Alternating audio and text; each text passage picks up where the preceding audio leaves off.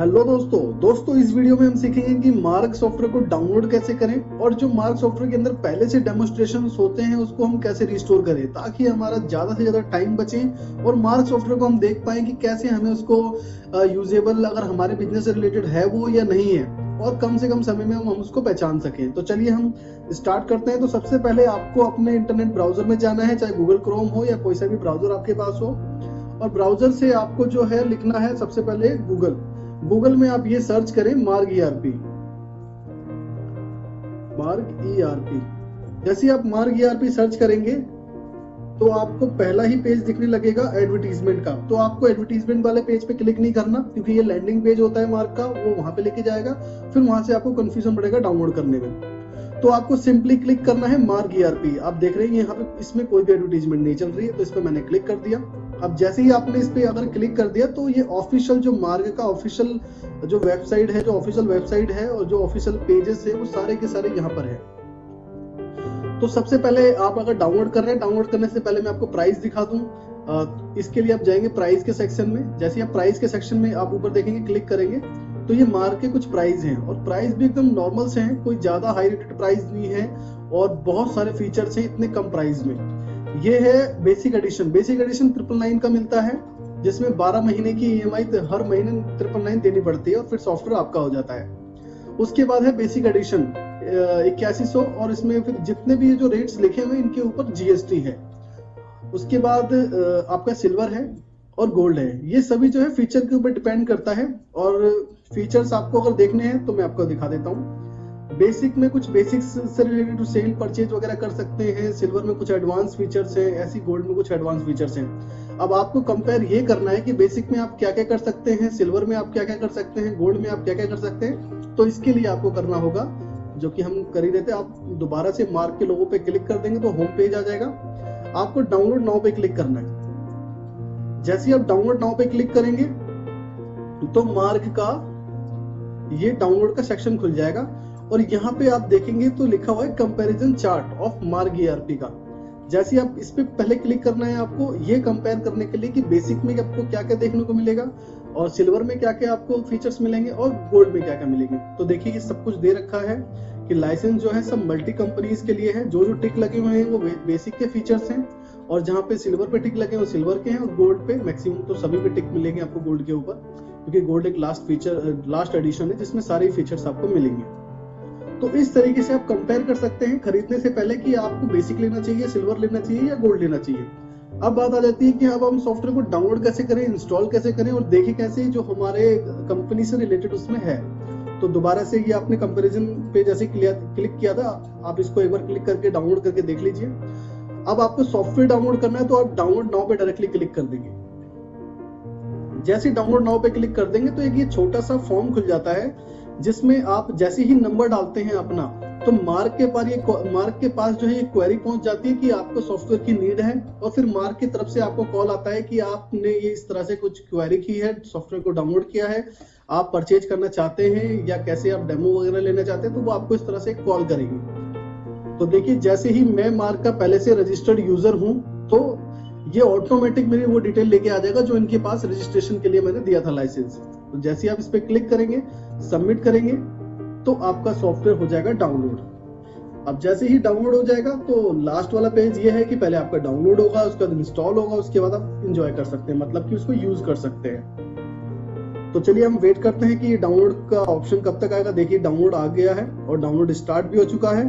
तो दोस्तों डाउनलोड होने के बाद अगर आपको ये ऑप्शन दिखे, कुछ इस तरह का एरर का ऑप्शन दिखे, तो आपको घबराना नहीं है इस चीज से। आपको राइट हैंड साइड में एक जो है आपका बटन मिलेगा, आप इस पे क्लिक करेंगे और क्लिक करने के बाद इसको आप कीप कर दें। जैसे आप कीप करेंगे आपका डाउनलोड जो हुआ है फाइल अब आप उसको यूज कर सकते हैं। तो देखिए कि इसमें पहले से जो है ये जिप एक एडिशनल जो है जो फाइल कंप्रेस होती है उसको ओपन करने के लिए होता है। तो जिप को कैसे डाउनलोड करें उसका जो है वीडियो का डिस्क्रिप्शन में मैं आपको लिंक दे दूंगा कि कैसे जिप को डाउनलोड करें और इंस्टॉल करें।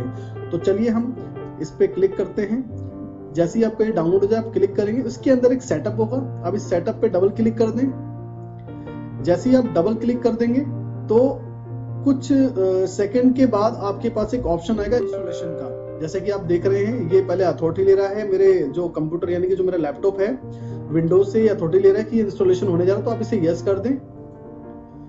यस करने के बाद आपको क्या करना है, अब एक सेटअप जो आ गया है मार्क का, इस पे नेक्स्ट करना है। नेक्स्ट करने के बाद जो बाय डिफॉल्ट सभी सॉफ्टवेयर के एक लाइसेंस एग्रीमेंट्स टर्म्स होते हैं वो आप यहाँ पढ़ लेंगे, और उसके बाद इसको आप एक्सेप्ट करें और नेक्स्ट कर दीजिए। और उसके बाद ये आपका सॉफ्टवेयर हो रहा है डाउनलोड। किस ड्राइव में हो रहा है, अगर आप यहाँ चेंज करना चाहते हैं चेंज कर सकते हैं, या इस फोल्डर के पीछे आप कुछ लिखना चाहते हैं तो आप कुछ लिख सकते हैं। ठीक है, तो मेरे पास ऑलरेडी इतने सारे डाउनलोड्स है तो मुझे पता नहीं लगता, इसलिए मैंने एक छोटा सा रिमार्क डाल दिया कि ये डाउनलोड मैंने इस टाइम पे किया था। तो इसके बाद आपको नेक्स्ट करना है, और यहाँ पे आपको जरूर क्लिक करना है क्रिएट ए डेस्कटॉप आइकन। जैसे मेरे में बहुत सारे ऐसे कमेंट्स आए थे कि वो कहते हैं कि सर हमने डाउनलोड तो कर लिया पर मार्क सॉफ्टवेयर गया कहाँ है ये नहीं पता। तो वो लोग क्या कर रहे हैं कि इस पे क्लिक नहीं कर रहे हैं, आप जरूर इस पे क्लिक करें ताकि एक शॉर्टकट आइटम आपके डेस्कटॉप पे वो बना दे। उसके बाद आपको नेक्स्ट करना है, उसके बाद आपको इसे इंस्टॉल कर देना है। फिर ये ऑटोमेटिक जो है इंस्टॉल होने लगेगा आपके कंप्यूटर में, लैपटॉप में। जब आपका ये इंस्टॉलेशन हो जाएगा कंप्लीट, तब ये आपसे बोलेगा कि क्या जो सॉफ्टवेयर आपने इंस्टॉल किया है उसको लॉन्च करना चाहते हैं अभी। अगर आप अभी चाहते हैं तो इस पे क्लिक ही रहने दीजिए, अगर चाहते हैं कि ये अभी लॉन्च ना हो, मैं अपने हिसाब से लॉन्च करूं, तो आप इस पे टिक करके इसको फिनिश कर दीजिए। और इसको जैसे ही वो करेंगे तो अब आप देख रहे हैं कि डेस्कटॉप पे आइकन बन चुका है मार्क का। अब हम इस पे सिंपली जो है ओपन कर लेते हैं, राइट क्लिक करके मैं इसको ओपन कर लेता हूं। अब ये है फर्स्ट टाइम ओपन, जैसे जो आपने फर्स्ट टाइम ओपन किया है। अब आपको यहाँ पे क्या करना है ये आप जरूर ध्यान से देखिएगा, वीडियो को स्किप ना करते हुए, नहीं तो आप कमेंट्स करेंगे कि ये चीज सर कैसे आई, ये चीज कैसे होगी। तो आप वीडियो अगर एक बार ध्यान से देख लेंगे कि कैसे इंस्टॉल करना है, कैसे कंपनी या डेमोन्स्ट्रेशंस आपको देखने हैं बाय डिफॉल्ट, वो आप इजीली देख पाएंगे। तो आप देख रहे हैं कि सबसे पहले ये जो है एक एरर बता रहा है कि जो आपका स्क्रीन का जो रेजुलेशन है वो अभी ये हो रखा है, लेकिन मार्क को ये चाहिए। तो इसका मतलब ये है कि जो मार्क सॉफ्टवेयर चलाने के लिए एक स्क्रीन का रेजुलेशन है, ये इफेक्ट करता है आपके प्रिंटर के ऊपर। अगर ये आप नहीं ठीक करेंगे तो प्रिंट आउट जो आप निकालेंगे वो आपका प्रिंट आउट कुछ लाइंस बाहर जाएगी, कुछ लाइंस अंदर आएगी, इस तरह से आपको देखने को मिलेगा। तो अभी मैं इसको यस कर देता हूँ। अगर आपको ये ठीक करना है तो कैसे करना है मैं इसके बारे में भी आपको बता देता हूँ, ताकि आपको इन फ्यूचर कोई दिक्कत ना आए। मैं अभी इसको यस कर देता हूँ, और यस करने के बाद जो भी मार्क के अपडेट्स होंगे ऑटोमेटिक जो है, जो इसी सेटअप के अंदर होंगे, बाय डिफॉल्ट सेट हो जाएंगे ऑटोमेटिक।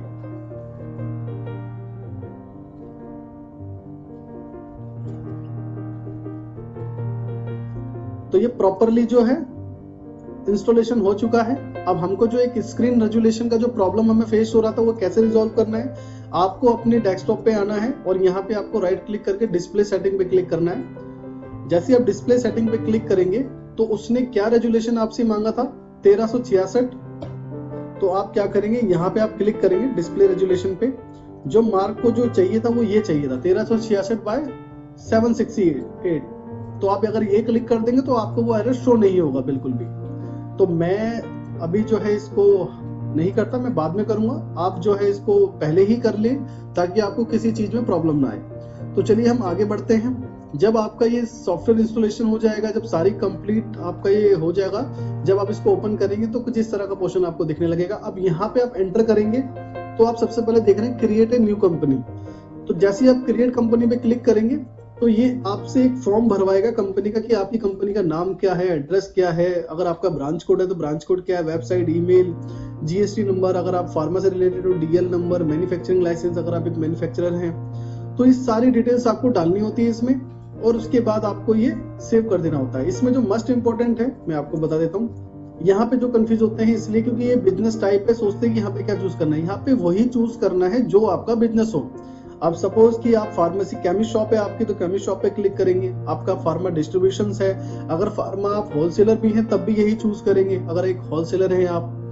और सुपरमार्केट, अगर ग्रोसरी है तब भी आप ये चूज करेंगे, सुपरमार्केट है तब भी यही चूज करेंगे। और अगर आपका डिपार्टमेंटल स्टोर है या फिर आप अपनी जो एफएमसीजी प्रोडक्ट है जिसको एमआरपी वाइज मेंटेन करते हैं रिटेल में, वो उसके लिए भी आप यही क्लिक करेंगे। ये अकाउंटिंग है, जैसे आप सीए हैं, अकाउंटेंट है, तो आप इसको चूज करेंगे। ऑटोमोबाइल क्लियरली समझ में आ ही रहा है कि अगर आपका कोई भी ऑटोमोबाइल से रिलेटेड शॉप है तो आप यहाँ पे क्लिक करेंगे।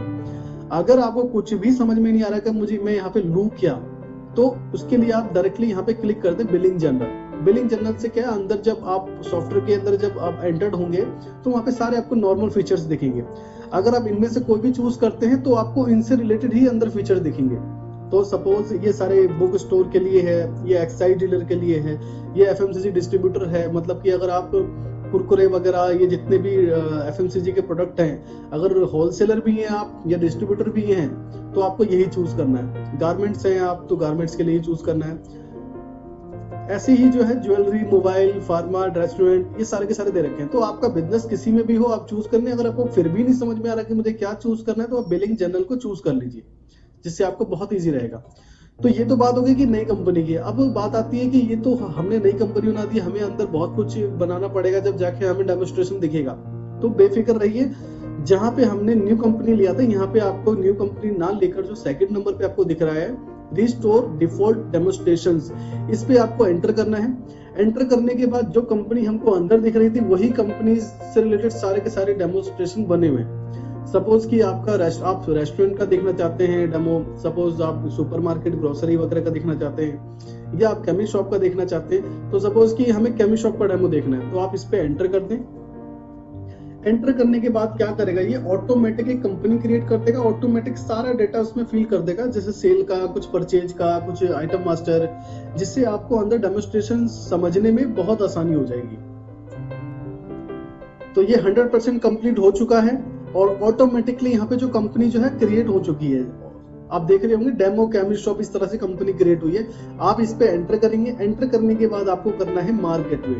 जैसे ही आप मार्क गेटवे करते हैं तो आप कंपनी के अंदर एंटर्ड हो जाते हैं, और एंटर्ड होने के बाद फिर उसके बाद आपका जो डैशबोर्ड है वो खुलने लगता है। लेकिन उससे पहले जो मार्क का एक न्यू फीचर आया है कुछ कंपनी से रिलेटेड ही, कि आपका जो आप एंटर कर रहे हैं वो आपकी कंपनी किस से रिलेटेड है। अगर आप ये सारी चीजें डिटेल डाल के रखते हैं तो ऑटोमेटिक मार्क एक जो है आपका वेबसाइट का लिंक जनरेट कर देता है, जिससे आप अपने कस्टमर को भेजेंगे तो वो आपके सारे डिटेल टाइम आपका ट्रेड वगैरह देख सकता है। लेकिन मैं इसको अभी नॉट रिक्वायर्ड कर देता हूँ। अब आपको ये जो है मेन, अब ये क्या है, एक ऑटोमेटिक जो हमने उसको नो किया है उसके बारे में ही कुछ कह रहा है। बैकअप पाथ के लिए अभी हम इसको नो कर देते हैं। ये ऑटोमेटिक बैकअप के लिए पूछ रहा था कि आप ऑटोमेटिक बैकअप लेना चाहते हैं तो उसका पाथ क्या रखना चाहते हैं, तो उसको मैंने नो कर दिया। ये आपका जो है डैशबोर्ड ओपन हो गया। तो आपको सबसे पहला मेनू दिखेगा। आप सबसे पहले मेनू मास्टर में जाके इन्वेंट्री मास्टर और इन्वेंट्री मास्टर में आइटम मास्टर पे क्लिक करेंगे तो आपकी आइटम लिस्ट आपको दिख जाएगी, और यहाँ पर आप F2 बटन प्रेस करके नए आइटम को क्रिएट कर सकते हैं।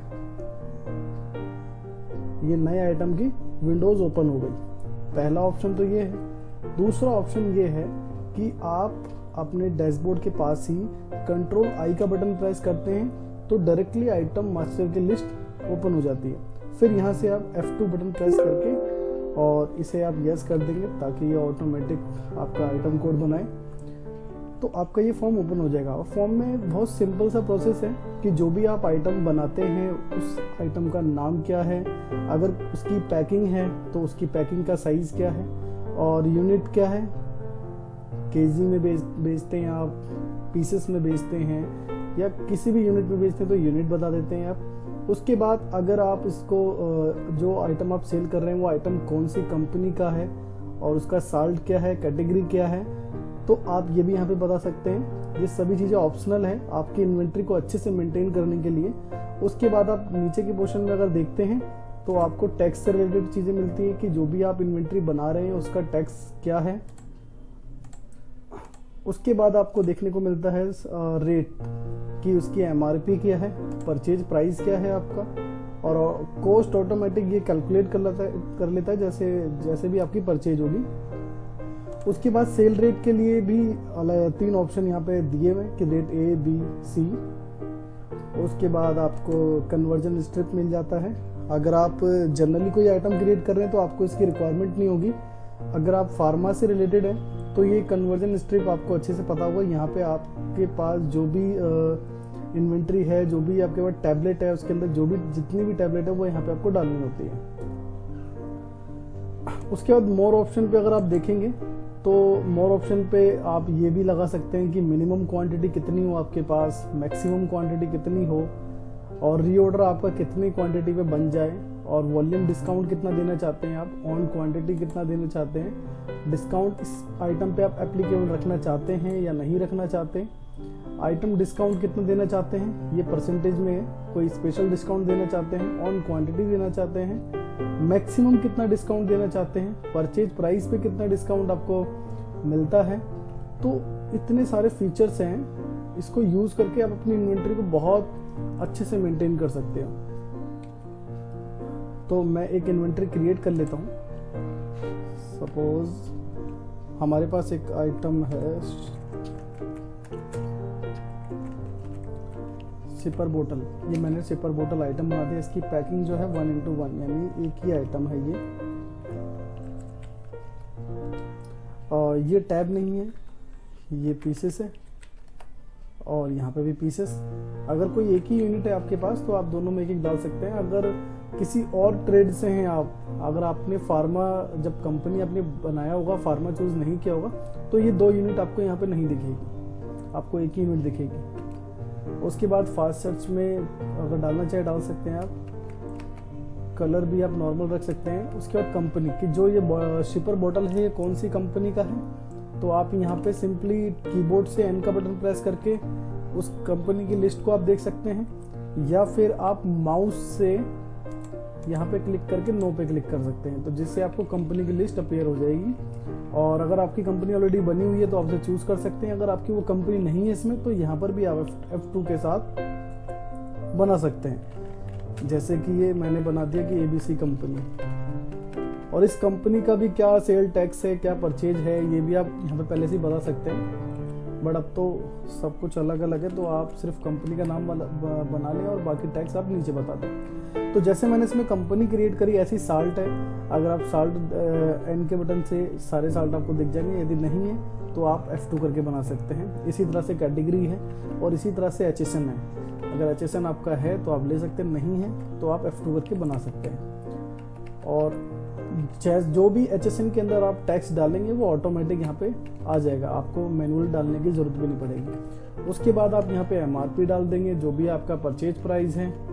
कॉस्ट ऑटोमेटिक आपकी कैलकुलेट हो जाती है, और सेल रेट आप यहाँ पे डाल सकते हैं कि आप कितने कितने में इसको सेल करना चाहते हैं। उसके बाद अगर आपका कोई स्पेशल ऑफर है कि आप इस बाय डिफ़ॉल्ट डिस्काउंट रखना चाहते हैं इसके ऊपर 10% का जब भी इस आइटम को सेल करें, और भी इसमें कई फीचर्स हैं, इसको आप यूज़ करके अपनी इन्वेंट्री और अपनी सेल परचेज को बहुत इजी कर सकते हैं। फिर उसके बाद सिंपली आप एंटर करके सेव कर सकते हैं, और अगर आप देखेंगे तो शिपर बॉटल क्रिएट हो चुका है। अब दूसरा क्वेश्चन ये है कि अगर हमने कोई आइटम क्रिएट कर दिया है और हम उसमें कुछ भूल गए या हमें कुछ चेंजेस करने हैं, तो चेंजेस हम यहाँ पे F3 के बटन से कर सकते हैं। जैसे आप F3 बटन प्रेस करेंगे दोबारा से वो फॉर्म खुल जाएगा। आप कुछ भी उसके अंदर चेंजेस करना चाहें, सपोज कि सिपर बोतल में इसमें चेंज करना भूल गया कि वन बोतल सपोज मैंने कर दिया। उसके बाद आप एंटर करके भी सेव कर सकते हैं और कंट्रोल W करके भी सेव कर सकते हैं। कंट्रोल W से आपको काफ़ी एंटर नहीं करने पड़ेंगे, तो आप देखेंगे कि यहाँ पर ये जो आइटम है मेरा चेंज हो गया। तो F2 से आप क्रिएट कर सकते हैं और F3 से आप मॉडिफाई कर सकते हैं। मार्क सॉफ्टवेयर के अंदर परचेज कैसे चढ़ाएं? बहुत इजी है दोस्तों। इसके लिए भी हमारे पास 2 से 3 ऑप्शन हैं परचेज के अंदर जाने के लिए। पहला ऑप्शन यही है कि आप कीबोर्ड से Alt P प्रेस करेंगे तो आपकी परचेज की एंट्री ओपन हो जाएगी। दूसरा ऑप्शन है कि जो आपको मेनू मिलता है ट्रांजैक्शन का, उस ट्रांजैक्शन के मेनू पे आप क्लिक करके परचेज में जाके और परचेज बिल पे क्लिक कर दें, तो भी आपकी परचेज की एंट्री ओपन हो जाएगी। तीसरा ऑप्शन है कि जो आपको मार्क के डैशबोर्ड पे ही शॉर्टकट बटन्स मिल जाते हैं, जैसे ही आप अपने शॉर्टकट बटन पे क्लिक करेंगे तो आपका ओपन हो जाएगा परचेज एंट्री। तो 3 ऑप्शन है परचेज एंट्री को ओपन करने के, जैसा भी आपको सूटेबल लगे उस हिसाब से आप उसको ओपन कर लें। उसके बाद अब स्टार्ट करते हैं सबसे पहले डेट से। जैसे ही आप देखेंगे अपनी एंट्री ओपन करेंगे तो डेट आपसे पूछता है। जो भी आप परचेज चढ़ाना चाहते हैं, जो भी आप बिल चढ़ाना चाहते हैं, उसका जो भी डेट है, जैसे मोस्टली जो है परचेज बिल 1-2 दिन पहले के ही होते हैं, क्योंकि पहले ऑर्डर देते हैं हम, फिर बिल जनरेट होता है, उसके बाद फिर वो हमारे पास आता है। तो बिल पे जो भी डेट हो वो डेट हमें यहाँ पे फिल करना होता है। सपोज यहाँ पे 31 मार्च है, लेकिन हमारे को जो बिल है वो बिल 28 तारीख का आया है, तो आप यहाँ पे मैनुअली 28/3 और आप ईयर डालना चाहे तो ईयर भी डाल सकते हैं। आप जैसे यस करेंगे तो आप इसको यस कर दें, क्योंकि ये जो कह रहा है वो ये कह रहा है कि आपकी जो सिस्टम में डेट है उस डेट से ये डेट मैच नहीं हो रही। तो बेसिकली वो हमें पता ही मैच नहीं होगी, क्योंकि हमारी परचेज जो है वो बैक डेट की आती है। तो आप इसे यस कर दें। अब जैसे ही आप डेट फिल करेंगे, डेट फिल करने के बाद आपको लेजर्स दिखने लगेंगे। तो आपको यहाँ पे ये बताना है कि जो आपने परचेज ली है वो कौन सी पार्टी से ली है। यदि वो पार्टी आपकी पहले से क्रिएटेड है तो आप उसको डायरेक्टली चूज कर लेंगे। सपोज कि कुमार जनरल स्टोर है, आप उसको चूज कर लेंगे, यानी कि एंटर कर देंगे इस पे। ठीक है। अगर इनमें से कोई भी पार्टी नहीं है, वो पार्टी एकदम नई है, तो उस केस में क्या करेंगे, उस केस में आपको यहीं पे F2 प्रेस करना है और एंटर करना है। उसके बाद उस पार्टी की डिटेल्स यहाँ पे फिल करनी है। डिटेल्स में जैसे उसकी कंपनी का नाम, उसका एड्रेस कंपनी का, और उसके बाद उनके मोबाइल्स नंबर, GST नंबर, जो डिटेल्स चाहिए होती है कंपनी क्रिएट और लेजर क्रिएट करने के लिए, वो डिटेल आपको यहाँ पे फिल करनी है। जैसे ही फिल करेंगे तो वो आपको यहाँ पे शो होने लगेगा। हम इसको एक एग्जांपल में भी करके देख लेते हैं। सपोज कि एक SB जिससे हमने परचेज ली है वो SB ट्रेडर के नाम से है। यहाँ पे बाय डिफ़ॉल्ट ये सारी चीज़ें सेट है, बिल बाय बिल। उसके बाद ओपनिंग बैलेंस है तो आप डाल सकते हैं, और एड्रेस क्या है इसका, एड्रेस भी आप बता सकते हैं।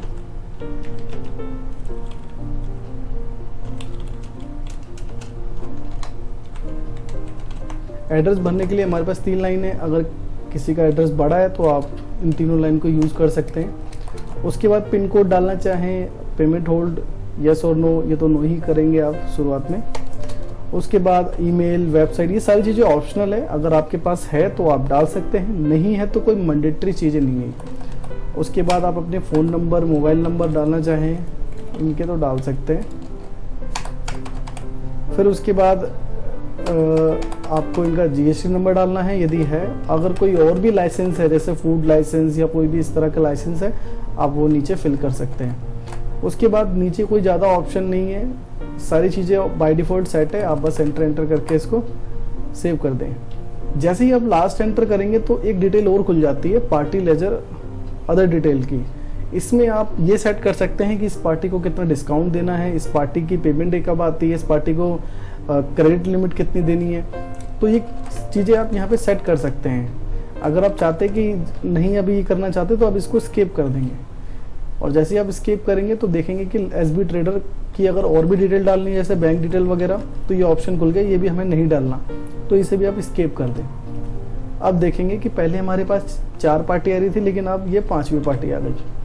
तो अब इस तो बहुत ईजी है नई पार्टी क्रिएट करना, तो आप आराम से क्रिएट कर सकते हैं। अगर आपको कहीं पे भी कंफ्यूजिंग हो जाए कि ये नया कैसे क्रिएट करना है या कोई क्रिएटेड है उसको मॉडिफाई कैसे करना है, तो आप बॉटम साइड में देखें, यहाँ पे लिखा हुआ है कि F2 से आप नया क्रिएट कर सकते हैं, F3 से मॉडिफाई कर सकते हैं, F4 से लेजर की डिटेल देख सकते हैं। तो इस तरह से यहाँ पर भी इन चीज़ों को देखकर आप कर सकते हैं काम।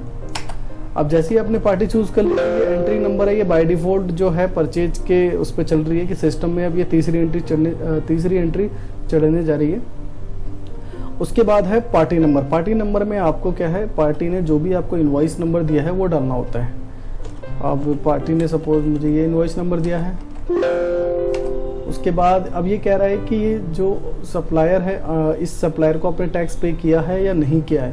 ये इसलिए पूछ रहा है क्योंकि हमने जब इसकी पार्टी बनाई तो इसमें हमने GST नंबर नहीं डाला। जिसमें आप GST नंबर नहीं डालेंगे सिर्फ ये उसी में पूछेगा। तो मैंने इसको टैक्स पे किया है, मैं इसे यस कर देता हूँ। उसके बाद आपने क्या क्या प्रोडक्ट लिए हैं इनसे आप यहाँ पे बता देंगे। सपोज कि कुरकुरे 100 रुपये MRP वाले। अब जैसे आपका यहाँ पे क्वेश्चन होगा कि आप अगर फार्मा से हैं तो यहाँ पे बैच और एक्सपायरी का कैसे डालें, अगर आप गारमेंट से हैं तो इसमें साइज़ कैसे डालें। तो देखिए, जब आप अपनी कंपनी क्रिएट करते हैं मार्क सॉफ्टवेयर के अंदर, तो वहीं पे आप चूज़ कर लेते हैं कंपनी स्ट्रक्चर, वर्किंग स्ट्रक्चर को पहले से ही सिलेक्ट कर लेते हैं। उसके हिसाब से सॉफ्टवेयर के अंदर आपको ऑटोमेटिक सारी चीज़ें सेट हो जाती है। तो मैंने जो ले रखा है वो FMCG ले रखा है, इस वजह से मेरे को MRP वाइज दिखा रहा है। और जहाँ पे मुझे ये एमआरपी डालने के लिए कह रहा है, अगर आपने फार्मा चूज़ किया होगा तो आपको यहाँ पे बैच और एक्सपायरी डालने के लिए पूछेगा। अगर आपने गारमेंट चूज़ कर रखा है वहाँ पे तो आपको ये साइज़ डालने के लिए पूछेगा, साइज़, आर्टिकल्स, कलर्स, इस तरह की चीज़ें। तो जो भी आप ट्रेड को चूज़ करेंगे कंपनी बनाने के टाइम पर ही, तो उसके हिसाब से ही अंदर आपको सभी चीज़ों का सेटअप मिलेगा। तो आप जैसे कि मैं यहाँ एमआरपी डाल देता हूँ कि 100 रुपये का ही है और 250 का स्टॉक परचेज किया है और 40 की जगह मुझे ये 39 रुपये में मिला है। उसके बाद आपको एमआरपी डिटेल विंडो दिखती है। अगर आप यहाँ पे टैक्स चेंज करना चाहें या डील्स आपको किस में मिलती है या आप अपना सेल रेट यहाँ पे डालना चाहें तो डाल सकते हैं। उसके बाद अब यहाँ पे क्वेश्चन है कि जो ऑलरेडी आइटम्स क्रिएटेड हैं वो तो हमने चूज़ कर लिए, सपोज़ कोई नया आइटम आए तो उसको कैसे चढ़ाएं। तो उसके लिए भी आपको यहाँ पे क्या है, F2 करना है। F2 करना है आपको अपनी आइटम की विंडो के अंदर ही। अगर आप यहाँ पे F2 करते हैं तो देखिए कुछ और ही हो जाएगा, यानी कि नई सेल एंट्री पे ले जा रही है। तो आपको क्या करना है, आपको एंटर करना है। जब आपकी आइटम की विंडो खुल जाएगी, ये कैसे पहचानेंगे आप, यहाँ पे आपका आइटम लिखा होगा, ये आइटम की विंडो ओपन होगी। अब यहाँ पे मैं F2 करता हूँ और मेरे पास सपोज कि कोई नया आइटम आया है, मेरे पास चिप्स आए हैं। आप आइटम का नाम डाल देंगे। अगर आप रैक वाइज मेंटेन करते हैं तो आप रैक डाल सकते हैं। उसके बाद आप यूनिट पीसेस में है, किस में है, ये डाल सकते हैं। कंपनी कौन सी है, जैसे कि हिंदुस्तान यूनिलीवर के बहुत सारे प्रोडक्ट हैं, तो जो भी आप प्रोडक्ट यहाँ पे ऐड कर रहे हैं वो कौन सी कंपनी का आप बता सकते हैं। कोई मैंडेटरी फील्ड नहीं है, आप ऑप्शनल है, आप छोड़ भी सकते हैं इसको। उसके बाद आप HSN वगैरह डालकर MRP अगर यहाँ पे डालना चाहें तो डाल सकते हैं। परचेज रेट डाल सकते हैं आप अपना, और सेल रेट भी डाल सकते हैं यहाँ पे। और उसके बाद और भी डिटेल है आइटम की, जैसे मिनिमम क्वांटिटी, डिस्काउंट सेट करना, ये सारी चीज़ें। इसके ऊपर भी मैं ऑलरेडी वीडियो बना चुका हूँ, आप मेरे चैनल पे जाके देख सकते हैं। तो ये मेरा आइटम क्रिएट हो गया। अब आपने देखा मैंने इंस्टेंटली यहीं पे आइटम क्रिएट किया है और इंस्टेंटली मैं यहीं पे इसकी परचेज की एंट्री कर देता हूँ। तो जिससे क्या है, आपका टाइम बहुत बचेगा। अब जब आपके सारे के सारे आइटम ऐड हो जाएं, यानी कि यहाँ पर जो भी आपने परचेज लिए, जितनी इतनी क्वांटिटी की, जितने जितने रेट की, जब वो आपके एंटर्ड हो जाएं, तो इस बिल को सेव कैसे करना है। इस बिल को सेव करना है एकदम लास्ट लाइन, यानी कि सबसे लास्ट लाइन में ये लाइन आपकी ब्लैक हो जाएगी, उसमें आपको Ctrl W करना है। उसके बाद अगर आपको डिस्काउंट आया है तो आप यहाँ पे डिस्काउंट बता सकते हैं। यदि डिस्काउंट नहीं है तो आप इस पर एंटर करके इसको आगे बढ़ सकते हैं। जैसे ही आप एंटर करेंगे तो आपको देखिए एक ऑप्शन मिलेगा, वांट टू चेक। अगर आपका बैलेंस मैच नहीं कर रहा आपके बिल से, इस बिल के अमाउंट का, तो आप उसको रीवेरीफाई करें कि जो आपने टैक्स डाला है वो टैक्स तो कहीं गलत नहीं डल गया जिस वजह से आपका अमाउंट मिसमैच हो रहा है। या फिर आप अपने रेट चेक करें कि जो आपको रेट मिला है उसमें तो कहीं आपने कोई मिसमैच नहीं कर दिया। यदि आपकी सारी चीज़ें ओके हैं तो आप इसको नो कर दीजिए। जैसे ही नो करेंगे आप एंटर, और उसके बाद अगर आपने इस पार्टी को कैश पेड किया है तो आप यहाँ पे उस अमाउंट को टाइप कर देंगे, नहीं किया तो आप डायरेक्टली इसको एंटर करके सेव कर देंगे। अब ये परचेज जो है सेव हो चुकी है। स्केप करेंगे। अब मैं आपको दिखा भी देता हूँ। मैं जैसे स्टॉक में जाता हूँ, करंट स्टॉक, तो आप देखेंगे कि यहाँ पे स्टॉक ऐड हो चुका है। और मैंने एक आइटम जो बनाया था चिप्स 250 ग्राम, 50 स्टॉक इसका भी आया था, ये भी ऐड हो चुका है। आई होप आपको बहुत अच्छे से समझ में आया होगा कि सेल की एंट्री कैसे करें। तो चलिए स्टार्ट करते हैं। अब सेल की एंट्री करने के लिए आपके पास 3 से 4 ऑप्शन है। आप उन 3 से 4 ऑप्शन को यूज करके अपनी सेल की एंट्री को ओपन कर सकते हैं। पहला ऑप्शन है कि आप अपने कीबोर्ड से Alt+N का बटन प्रेस करेंगे। जैसे ही आप अपने कीबोर्ड से Alt+N का बटन प्रेस करेंगे तो आपकी सेल की एंट्री ओपन हो जाएगी। दूसरा ऑप्शन है कि जो आपको मेनूज दिखते हैं उसमें आपको एक ट्रांजैक्शन का मेनू दिखेगा। यहाँ पे आप सेल के स्लैब में जाके आप बिल पे क्लिक कर देंगे। जैसे ही बिल पे क्लिक करेंगे तो आपकी सेल की एंट्री ओपन हो जाएगी। और तीसरा ऑप्शन है, आपको मार्क के डैशबोर्ड पे ही एक शॉर्टकट बटन्स मिल जाते हैं। आप यहाँ पर अपने जो ट्रांजैक्शन के अंदर सेल है उसको आप बाहर लगा सकते हैं। इसके लिए ऑलरेडी मैंने एक वीडियो बनाई हुई है, मैं आपको डिस्क्रिप्शन बॉक्स में दे दूंगा। आप जैसे ही इस पे क्लिक करेंगे तो आपकी सेल की एंट्री ओपन हो जाएगी। तो ये 3 ऑप्शन है अपनी सेल की एंट्रीज को ओपन करने के लिए। तो आपको जैसा भी सूटेबल हो आप वैसे ही ओपन कर लें। उसके बाद सबसे पहला जो क्वेश्चन है इसमें, जब आप एंट्री ओपन करेंगे तो डेट ऑटोमेटिक जो है चलती रहती है, ठीक है। तो जो भी आपकी करंट डेट होगी वो करंट डेट आपकी यहाँ पे ऑटोमेटिक आपके कंप्यूटर के डेट के हिसाब से फिल हो जाएगी। आप इस पर एंटर करेंगे। जब आप एंटर करेंगे तो आपको दिखेगी कि जो आप सेल करना चाहते हैं वो किस लेजर को सेल करना चाहते हैं, मतलब किस पार्टी को सेल करना चाहते हैं। अगर सेल करना चाहते हैं तो अगर आपकी पार्टीज बनी हुई है ऑलरेडी तो आप उसे चूज कर लेंगे, यानी कि उस पर एंटर कर देंगे। सपोज कि अगर आपकी पार्टी यहाँ पर नहीं है तो आप यहाँ पे क्या करेंगे, अगर आपकी पार्टी नहीं है तो आप यहाँ पे सिंपली F2 प्रेस कर देंगे और उसके बाद आप एंटर करके उसकी सारी डिटेल फिल कर देंगे, जैसे उसकी फर्म का नेम, एड्रेस, GST नंबर, ये सारी चीज़ें फिल करके आप जैसे ही सेव करेंगे तो वो पार्टी आपको यहाँ पे दिखने लगेगी। तो आप इंस्टेंटली यहीं पे लेजर बना सकते हैं जिससे आपका टाइम भी बच जाए। तो अब मैं चूज़ कर लेता हूँ, जैसे मुझे अग्रवाल ट्रेडर्स को बिल करना है। उसके बाद है बिल नंबर। बिल नंबर आपका ऑटोमेटिक चलता है। उसके बाद है MR। अगर फार्मा में बात करें तो MR जो है सेल्समैन ही होता है। अगर आप किसी अदर ट्रेड से हैं, कोई और आपका बिजनेस है, तो ये जो MR है, MR का मतलब सेल्समैन ही है। अगर सेल्समैन वाइज आप बिलिंग करते हैं तो आप यहाँ पे उसको डाल सकते हैं। उसके बाद जैसे ही आप इस पर एंटर करेंगे तो आपका जो ये प्रोडक्ट के पोर्शन पे पहुंच जाएगा और आप यहाँ पे बताएंगे कि क्या आप प्रोडक्ट इनको सेल करना चाहते हैं। तो आपके जितने भी प्रोडक्ट हैं आप जो भी सेल करना चाहते हो आप सर्च करना स्टार्ट कर दो। आप जैसे ही सर्च किया आपने, अब सपोज कि कुरकुरे मुझे इसे 50 पीस बेचने हैं 15 रुपए के हिसाब से।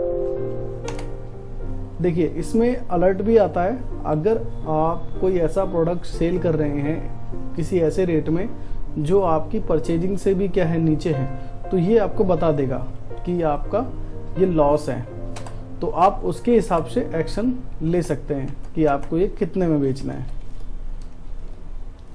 अब जैसे ही आप एक ऑप्शन देख रहे होंगे कि मैंने जैसे इस पे रेट डाला, दोबारा से मैं एक रेट डाल देता हूँ, और जैसे ही रेट डालो तो एक ऑप्शन इनेबल हो जाता है यहाँ पे कि रेट चेंज स्टोर इन।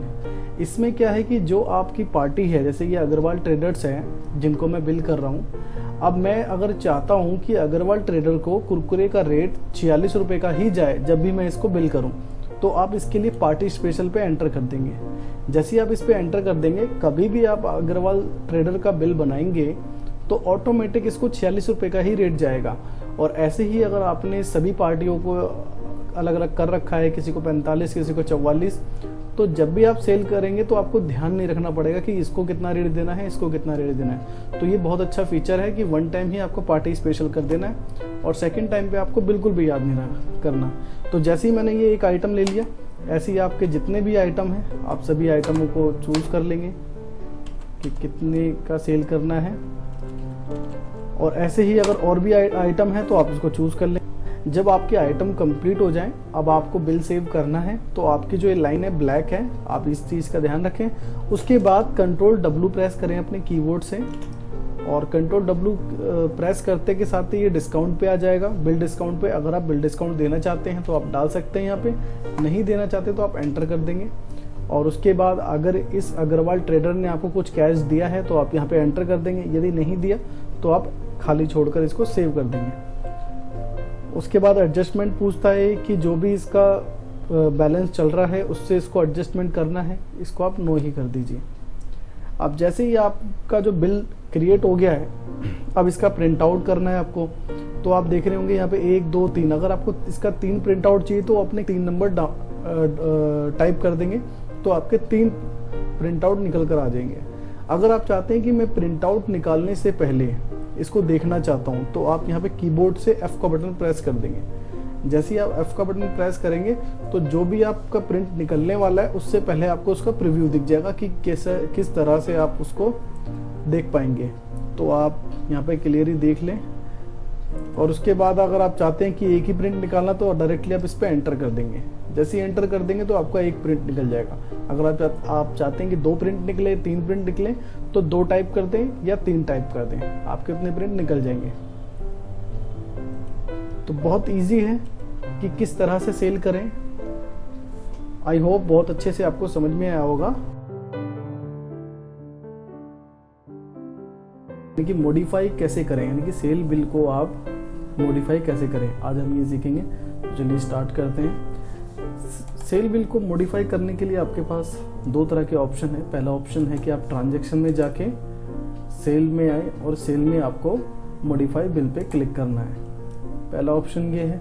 दूसरा ऑप्शन आपका कीबोर्ड से है कि आप ऑल्ट M का बटन दबाएं और डायरेक्टली वो विंडो अपीयर हो जाएगी और आप यहाँ पे बता सकते हैं। तो जैसे अगर आपको आपके सेल बिल का नंबर याद है तो आप डायरेक्टली सेल बिल नंबर डाल सकते हैं। अगर आपको सेल बिल नंबर याद नहीं है तो आप यहाँ पे जैसे स्पेस का बटन प्रेस करेंगे तो वो बिल जो था आपका वो दिसंबर, नवंबर, अक्टूबर, आज का है, कल का है, परसों का है, 7 दिन पहले का है, महीने का है, तो आप यहाँ पे ऐसे बता सकते हैं। यदि आपको कस्टम यानी आप अपने हिसाब से डेट वाइज निकालना चाहते हैं तो आप यहाँ पे डेट वाइज कर सकते हैं। और यदि आप सभी बिलों को देखना चाहते हैं यहाँ पे ए बटन प्रेस कर दें, जो कि बाय डिफॉल्ट ऑल टाइम यहाँ पे रहता ही है। तो ये मैंने आपको जो बताया, और भी एडिशनल फीचर्स हैं। अगर आप किसी बिल को ढूंढ रहे हैं ऑल टाइम में आपके सभी बिल आ जाते हैं। अगर आप चाहते हैं कि कोई स्पेसिफिक बिल निकल कर आए जिसको आप मॉडिफाई करना चाहते हैं तो बहुत सारे ऑप्शन हैं। वो बिल आपने आज बनाया होगा, कल बनाया होगा, परसों बनाया होगा, नरसों बनाया होगा, एक हफ्ते पहले बनाया होगा, या एक हफ्ते या 14 दिन पहले बनाया होगा, या महीने भर पहले बनाया होगा। तो सारे के सारे यहाँ पे डिफ़ॉल्ट है, आप सिलेक्ट करेंगे। जैसे मुझे कल का सिलेक्ट करना है तो ये मुझे कल की एंट्रीज दिखाएगा। आई होप ये आप समझ गए होंगे कि आप अपने अकॉर्डिंग आप निकाल सकें इसको। तो मैं इसको एंटर करता हूँ। अब यहाँ पे मेरे कुछ बिल बने हुए हैं। सपोज कि ये जो दिल्ली की पार्टी है यानी कि दिल्ली ट्रेडिंग कंपनी है, इसका बिल मुझे मॉडिफाई करना है। आप किसी का भी बिल मॉडिफाई करें, आप उसी पार्टी यानी कि उसी बिल पे आप एंटर करें। जैसे ही आप एंटर करेंगे तो आप देखेंगे मिडिल साइड में, देखिए आपको कुछ बटन्स अपीयर हो जाते हैं। जैसे नेक्स्ट से यानी कि अगर इसके कोई अगला बिल होगा जो उसके नीचे होगा वो अपने आप आ जाएगा। और मॉडिफाई से जो भी इसके अंदर item, quantity, rate, MRP, date, party, ये सारी चीज़ें आप मॉडिफाई कर सकते हो। प्रिंट से आप दोबारा प्रिंट ले सकते हो। डिलीट से ये बिल डिलीट हो जाएगा आपका। कैंसिल से आपका ये बिल जो है नंबर यही रहेगा और ये बिल कैंसिल हो जाएगा। व्यू से आप व्यू करके देख सकते हैं। जैसे कि अभी हमारे पास एक ही आइटम है तो हम तो वैसे व्यू कर सकते हैं। सपोज कि अगर आपके एक ही बिल में 27-28 तरीके के अलग अलग आइटम्स गए हैं तो उसको अगर व्यू करना है तो आप इस पर क्लिक करके व्यू कर सकते हो। अमेंडमेंट करना है, कुछ अमेंडमेंट कर सकते हो। डिटेल्स देखनी है, ईमेल देखना है या ईमेल करना है आपको पार्टी को तो ईमेल कर सकते हो, एग्जिट कर सकते हो। प्रीवियस यानी कि जो इससे पहले का बिल है, क्लिक करेंगे तो इससे पहले का बिल आ जाएगा। अब हमारा यहाँ क्वेश्चन ये है कि अगर हम चाहते हैं कि हम क्वांटिटी चेंज करें या रेट चेंज करें या हम डेट चेंज करें या हम और भी इसमें आइटम एंटर करें, तो उसके लिए हमें करना होगा मॉडिफाई पे क्लिक। ठीक है, मॉडिफाई पे क्लिक किया। ये बता रहा है कि ऑलरेडी मतलब 10,000 रुपये इनके क्रेडिट हो चुके हैं। तो अगर किसी बिल के अगेंस्ट में आपने अगर अपने पेमेंट ली होगी तो वो भी आपको यहाँ पे एक मैसेज दिखा देगा कि आपने इतने पैसे ले रखे हैं। तो आप इसे ओके कर दें नॉर्मली। अब सबसे पहले पोर्शन पे रुकता है ये पार्टी के। अगर पार्टी चेंज करना है, स्पेस का बटन दबा के आप पार्टी चूज कर सकते हैं। उसके बाद है डेट कि अगर सपोज कि ये डेट जो है 31 में कट गया बट ये बिल आपका 30 तारीख में जाना था, 30 तारीख का कटना था, तो आपने 30 तारीख का इसको कर लिया। उसके बाद बिल नंबर आपका अगर चेंज करना, बिल नंबर चेंज कर सकते हैं। MR अगर डालना चाहते हैं MR डाल सकते हैं। अगर कोई रेट लोड करना चाहते हैं, सपोज कि ये रेट जो है आपका A में बिल हो गया लेकिन आप इन सभी को MRP में बिलिंग करना चाहते हो तो आप इसे यस करके यहाँ पे आपके सभी रेट आ जाते हैं कि आप MRP में बिल करना चाहते हो या अपनी कॉस्ट टू कॉस्ट परचेज करना चाहते हैं। तो जैसा भी आप करना चाहें तो ये भी आप कर सकते हैं। उसके बाद सपोज कि मैंने इस पर एंटर किया कि ये 200 क्वान्टिटी नहीं 250 क्वान्टिटी जानी है, 50 का रेट नहीं 55 का रेट जाना है। उसके बाद मुझे अगर और भी आइटम ऐड करने, जैसे मुझे इसमें चिप्स भी ऐड करने थे बट मैं करना भूल गया, और मुझे लेस भी ऐड करने हैं तो मैं लेस भी ऐड कर लेता हूँ। तो मैंने जो आइटम मतलब जो भी मुझे करेक्शन करनी थी, चाहे क्वांटिटी की हो, MRP की हो या आपके पार्टी की हो या डेट की हो, मतलब कि कोई भी करेक्शन आप कर सकते हैं बिल जनरेट करने के बाद में। और इस बिल को फिर सेव करना है आपको। नॉर्मली जब आप सेल बिल की एंट्री करते हैं और लास्ट के पोर्शन पे यानी खाली लाइन पे आप कंट्रोल W या एंड का बटन दबा के इसको सेव कर सकते हैं। अगर आप कोई डिस्काउंट देना चाहते हैं डिस्काउंट दे सकते हैं। और जैसे ही सेव करेंगे तो आपको दिख भी जाएगा कि पहले जो इनका बिल था यानी रेड कलर में जो आपको शो कर रहा है 12,600 का था, बट अब इसका बिल जो है वो 16,884 रुपये का हो चुका है। तो आप इसको, और एक पोर्शन पे रुका हुआ ये कैश रिसीव, यानी कि अगर इस बिल के अगेंस्ट में कोई कैश रिसीव हुई है आपको तो आप यहाँ पे उसका अमाउंट डाल सकते हैं, नहीं है तो अदरवाइज इसको आप खाली छोड़कर एंटर करके सेव कर दें। तो देखा आपने कि कितना आसान है बिल को मॉडिफाई करना, चाहे बिल के अंदर आपको क्वांटिटी, रेट, MRP या आपको पार्टी डेट आपको या आइटम कुछ भी अगर चेंज करना है तो आप कर सकते हैं इजीली। आई होप आपको बहुत अच्छे से समझ में आया होगा। परचेज को मॉडिफाई कैसे करें, या उसके अंदर अगर कोई आइटम एक्स्ट्रा डल गए हैं या कोई अमाउंट गलत हो गया आपसे या XYZ कुछ भी एंट्रीज आपके जो है उसमें कुछ भी करेक्शन अगर करनी है, चेंजेस अगर करने हैं तो उसको कैसे करें, आज हम सीखेंगे इसी चीज़ के लिए। तो चलिए शुरू करते हैं। इसके लिए आपके पास जो है आपको जाना है ट्रांजैक्शन में आपको जाना है परचेज, और परचेज में आपको ऑप्शन मिलेगा मॉडिफाई बिल। जैसे ही आप मॉडिफाई बिल पे क्लिक करेंगे तो आपको अगर बिल नंबर याद है, यानी कि जो भी आपने परचेज चढ़ाई है अगर उसका बिल नंबर याद है तो आप डायरेक्टली टाइप कर सकते हैं। यदि आपको बिल नंबर याद नहीं है तो आप कस्टम पे आके डेट डाल सकते हो कि वो कौन सी तारीख से कौन सी तारीख तक का बिल है, या फिर आप जो आपने परचेज चढ़ाया है वो आज का है, कल का है, या लास्ट वर्किंग डेट का है, या वीक का है, या ऐसे है, मतलब 7 दिन पहले। अगर आपको इसमें से चूज करना है आप इसमें से चूज कर सकते हैं, या फिर आप A प्रेस कर दें यहाँ पे ऑल टाइम, मतलब आपने वो परचेज कभी भी चढ़ाया हो और कोई सी भी डेट में चढ़ाया हो तो ऑल टाइम आप कर दो और एंटर करके इसको अब आ जाओ। अब यहाँ पे जितनी भी आपकी परचेज चढ़ी हुई होगी वो सारी की सारी परचेज आ जाएगी। अब आप कौन सी परचेज को मॉडिफाई करना चाहते हैं उसको इंडिविजुअली जाके सिलेक्ट कर लें, उसके बाद आप इस पे एंटर करें। सपोज कि मैं ये SB ट्रेडर पे एंटर कर देता हूँ क्योंकि मुझे इसका चेंज करना है। अब जैसे ही आप इस पे एंटर करोगे तो आप देखेंगे मिडल साइड में नेक्स्ट है कुछ बटन्स आपको दिखने लगते हैं, next, modify, print, delete, cancel, view, amendment, detail, कुछ इस तरह के ऑप्शन दिखते हैं। अब हमारा क्वेश्चन क्या है, अगर हमें मॉडिफाई करना है, मतलब इसके अंदर अगर आइटम बढ़ाने हैं या किसी आइटम का रेट गलत हो गया है या किसी आइटम की क्वांटिटी गलत हो गई है या फिर GST मैच नहीं है आपका, या XYZ कुछ भी इसके अंदर की करेक्शंस आपको करनी है तो आप मॉडिफाई पे एंटर करेंगे। मॉडिफाई पे एंटर करने के बाद सबसे पहले ये आपसे पूछता है पार्टी। अगर देखिए आपका जो कर्सर है वो पार्टी के पास ब्लैक हो गया है, अगर आपको अपनी पार्टी चेंज करनी है, हो सकता है कि आपने जो परचेज चढ़ाई है उसमें पार्टी का जो नेम है वो गलत है, कोई और लेजर इसमें आपने डाल दिया। अगर आप इसको चेंज करना चाहते हैं तो यहाँ पे स्पेस का बटन दबाएं और आप जो भी जिस पार्टी का भी ये है उस पर एंटर कर दें। आपसे ये पूछेगा कि आप इस पार्टी को चेंज करना चाहते हो तो आप यहाँ पे टाइप कर दो श्योर। जैसे ही आप श्योर टाइप करोगे आपकी पार्टी चेंज हो गई है। अब अगर आपको बिल डेट चेंज करना है, सपोज कि जो आपने बिल चढ़ाया था वो किसी और डेट का था और ये जो आपने डेट डाली वो कोई और डेट डल गई, तो आप यहाँ पर वो डेट डाल सकते हैं। उसके बाद अगर गलती से अगर आपसे कोई बिल नंबर गलत डल गया है तो आप उस बिल नंबर को ठीक कर सकते हो।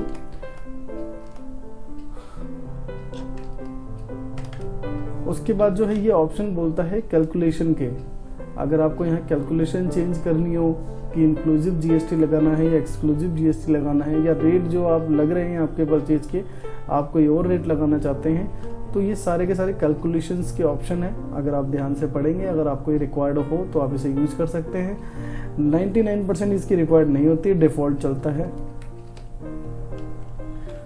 अब ये आपके जो है आइटम के डिस्क्रिप्शन पे आ गया है। अब सपोज कि ये जो कुरकुरे है ये 250 पैकेट नहीं परचेज करे, इसको हमने 300 करे हैं, गलती से 250 डल गए, इसका रेट हमें 39 नहीं 40 आया है। और यहाँ पर आप अपना सेल रेट MRP वगैरह चेंज कर सकते हैं। मुझे 50 में सेल करना है और आप बता सकते हैं कि स्पेशल रेट अगर आपको किस किस पार्टियों के लिए रखना है आप यहाँ भी बता सकते हैं और बाद में भी इसको सेट कर सकते हैं। तो जैसे आपने कुरकुरे का चेंज किया ऐसे ही आप और को भी चेंज कर सकते हैं, या कोई आइटम आप डालना भूल गए तो आप आइटम को भी डाल सकते हैं यहाँ पे। तो देखिए मैंने इसमें पार्टी भी चेंज कर दिया है, डेट भी चेंज कर दिया है और क्वांटिटी भी चेंज करा है, रेट भी चेंज किया है और आइटम को ऐड भी किया है। और सिंपली इसको आपको सेव करना है जैसे आप इसको सेव करते हैं परचेज एंट्री के टाइम पर।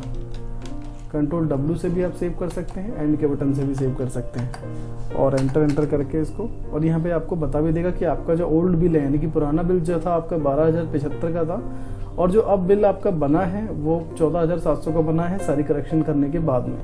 फिर उसके बाद आप इसको एंटर करके सेव कर दें और स्केप आप करेंगे तो देखिए आपका बिल ये चेंज हो चुका है।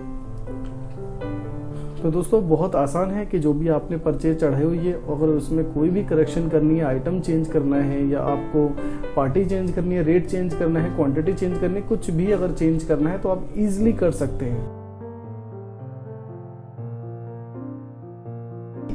पेमेंट की एंट्रीज कैसे करें, जिससे भी हम परचेज लेते हैं अपनी और लेने के बाद उनको हमें पेमेंटें करनी होती है या फिर हमारे जो भी एक्सपेंसेस हैं उस एक्सपेंसेस को हमें मेंटेन करना है तो उसके लिए भी हमें पेमेंट की एंट्रीज करनी होती हैं।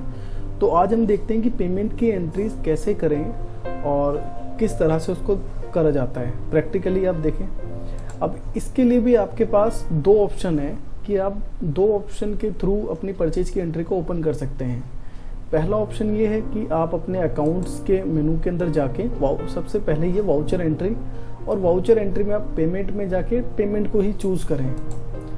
जैसे ही आपने पेमेंट को चूज किया और आपके पास एंट्री ओपन हो गई। पहला तो ऑप्शन ये है। दूसरा ऑप्शन ये है कि आपको अपने मार्क के डैशबोर्ड पे ही जो शॉर्टकट बटन्स होते हैं वहाँ पे आपको पेमेंट का ऑप्शन दिखेगा, आप इस पर क्लिक करेंगे और 2023 अब जैसे ही डेट फिल कर लेंगे तो ये लेजर ओपन हो जाएगा और लेजर ओपन होगा तो सभी तरह के लेजर यहाँ पे ओपन हो जाएंगे। अब आपको यहाँ पे चूज करना है क्योंकि आप जिसके लिए भी पेमेंट की एंट्री कर रहे हैं वो तो आपको डेफिनेटली याद हो गई। तो ये मैं पेमेंट की एंट्री कर रहा हूँ SB ट्रेडर के लिए। तो SB ट्रेडर मैंने चूज कर लिया और इसका बैलेंस भी देखो 12,075 रुपये हैं जो कि मैंने पिछली परचेज में लिए थे। अब जैसे ही आपने इस पे एंटर किया तो आपने कितनी पेमेंट इनको करी, अब सपोज कि मैंने इसको 10,000 की पेमेंट करी है और जैसे ही अब उस अमाउंट को डालेंगे तो ये बिल एडजस्टमेंट ओपन हो जाएगा और आपको बताना है कि ये जो 10,000 की पेमेंट है ये किस अगेंस्ट में दे रहे हैं। आप जैसे ही एंटर करेंगे तो इनके जितने भी बिल एंटर हुए होंगे तो वो सभी आ जाएंगे यहाँ पे। जैसे कि ये बिल इसका एंटर हुआ है जो कि 28 तारीख का इसका बिल है और 12,075 रुपये का इसका बिल है। तो ये मैंने चूज़ कर लिया, इसको मैंने इससे एडजस्ट कर दिया। उसके बाद आप सिंपली एंटर करें। अब आपको यहाँ पे ये बताना है कि आपने इनको कैश पेमेंट की है या आपने इनको बैंक से पेमेंट की है। वो कैसे, जैसे ही आप कैश के पोर्शन पे पहुँच जाएंगे तब आपको यहाँ पर नीचे भी देखने को मिलेगा कि अगर आपको मोड चेंज करना है तो स्पेस बार का बटन दबाएं, जिससे हम स्पेस देते हैं कीबोर्ड में, उस स्पेस के बटन को दबाना है और यहाँ पे आपके पेमेंट मोड, यहाँ पे जो आपका पेमेंट मोड है वो ओपन हो जाएगा। अब सपोज़ कि मैंने इसको ICICI बैंक से पेमेंट दी थी, मैं इसको यहाँ पे चूज़ कर लेता हूँ और उसके बाद जो भी चेक नंबर आपने दिया या NEFT करी है या IMPS की है उसका नंबर आप यहाँ पे डाल देंगे। उसके बाद आप इसको एंटर करके सेव कर देंगे।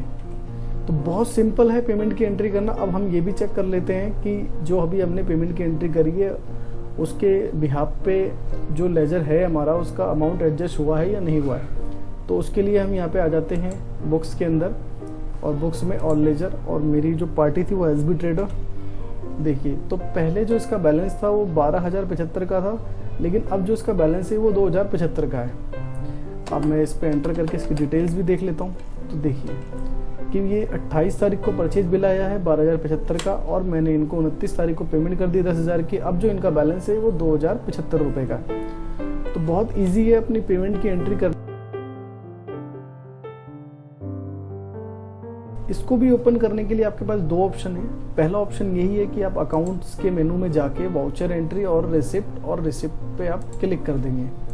जैसे ही क्लिक कर देंगे आपकी एंट्री ओपन हो जाएगी। पहला तो ऑप्शन ये है। दूसरा ऑप्शन ये है कि जो मार्ग का डैशबोर्ड है, डैशबोर्ड पे जो शॉर्टकट बटन्स होते हैं वहाँ पे आपको रिसिप्ट पे क्लिक करना है और आपकी एंट्री ओपन हो जाएगी। तो जैसे भी आपको सूटेबल लगे, आप अकाउंट से ओपन करना चाहें अपनी रिसिप्ट की एंट्री, या आपको जो डैशबोर्ड पे मिलता है शॉर्टकट बटन वहाँ से करना चाहें, आप क्लिक करके कर सकते हैं। उसके बाद ये जो है मेरे को 31 तारीख को ही जो है रिसिप्ट मिली है, तो मैं डाल देता हूँ। उसके बाद कौन सी कंपनी से है लेजर खुल जाएगा, तो मुझे ये दिल्ली ट्रेडिंग कंपनी से पेमेंट आई है। उसके बाद कितने रुपए आई है आप यहाँ पे डाल देंगे कि मुझे ये 10,000 रुपये की आई है, और ऑटोमेटिक फिर ये खुल जाएगा एडजस्टमेंट। आप उस पर क्लिक करेंगे कि किस बिल के अगेंस्ट में पेमेंट आई है आपकी ये, और आप यहाँ बता देंगे कि ये इस बिल के अगेंस्ट में आई है, और एंटर करके आप, उसके बाद आता है पेमेंट मोड कि आपको ये कैश मिला है या आपको बैंक या फिर बैंक में। तो आपको यहाँ पे स्पेस का बटन दबाना है जहाँ पे ये कैश है। आप नीचे भी पढ़ सकते हैं कि आपको पेमेंट मोड चूज़ करने के लिए स्पेस का बटन दबाना है, और आप यहाँ पे अपने बैंक को चूज़ कर सकते हैं। उसके बाद अगर पार्टी ने चेक दिया है तो चेक नंबर डालें, यदि IMPS या NEFT की है तो NEFT नंबर डालें यहाँ पर। उसके बाद नॉर्मली एंटर करके इसको सेव कर दें। तो सिंपली ये बहुत कि किस तरह से रिसिप्ट की एंट्री हम करें। और अब इसको हम चेक भी कर लेते हैं कि जो हमने एंट्री की है वो बिल से एडजस्ट हुई है या नहीं हुई है, बैलेंस उसका अपडेट हुआ है या नहीं हुआ है, तो चेक कर लेते हैं। बुक्स में आते हैं, और लेजर और पार्टी थी हमारी दिल्ली ट्रेडिंग कंपनी। तो देखिए पहले इसका 12,600 रुपये का बैलेंस था, बट अब इसका जो बैलेंस रह गया है वो 2,600 का है। और डिटेल हम देखना चाहते हैं तो आप इसी पे एंटर करके इसकी स्टेटमेंट देख लें। इनको बिल जनरेट हुआ है 31 तारीख को, जो बिल था वो 12,600 का था, उसके अगेंस्ट में ही हमको 10,000 की पेमेंट आ गई, यानी कि अब इसका जो बैलेंस रह गया वो 2,600 का रह गया। तो आई होप बहुत अच्छे से आपको समझ में आया होगा। जो भी आइटम का हमें ओपनिंग बैलेंस डालना होता है, या जो हमारे पास लेजर है पहले से बने हुए, उनका अगर ओपनिंग बैलेंस हमें डालना है तो वो ओपनिंग बैलेंस हम कैसे डालें, तो बने रहे आप मेरे साथ। आपको आना है मास्टर में। मास्टर में आने के बाद आपको एक ऑप्शन दिखेगा ओपनिंग बैलेंस का। अब इस ओपनिंग बैलेंस में सबसे पहले आ रहा है लेजर, उसके बाद आ रहा है स्टॉक। लेजर में यानी कि जो भी आपकी सेल, परचेज, एक्सपेंस किसी भी तरह की पार्टीज हैं, उसका आप लेजर से मतलब क्लिक करके उनका बैलेंस ओपनिंग में डाल सकते हैं। उसके बाद है स्टॉक, यानी कि जो भी आपके पास आइटम्स हैं, स्टॉक पे क्लिक करके उसका भी आप ओपनिंग डाल सकते हैं। तो चलिए हम पहले लेजर को समझ लेते हैं। लेजर पे मैंने क्लिक किया, और सपोज करिए कि ये अग्रवाल ट्रेडर है, इसके लेजर में हमें 50,000 का बैलेंस डालना है, जो कि हमें इनसे लेना है। तो एंटर किया मैंने।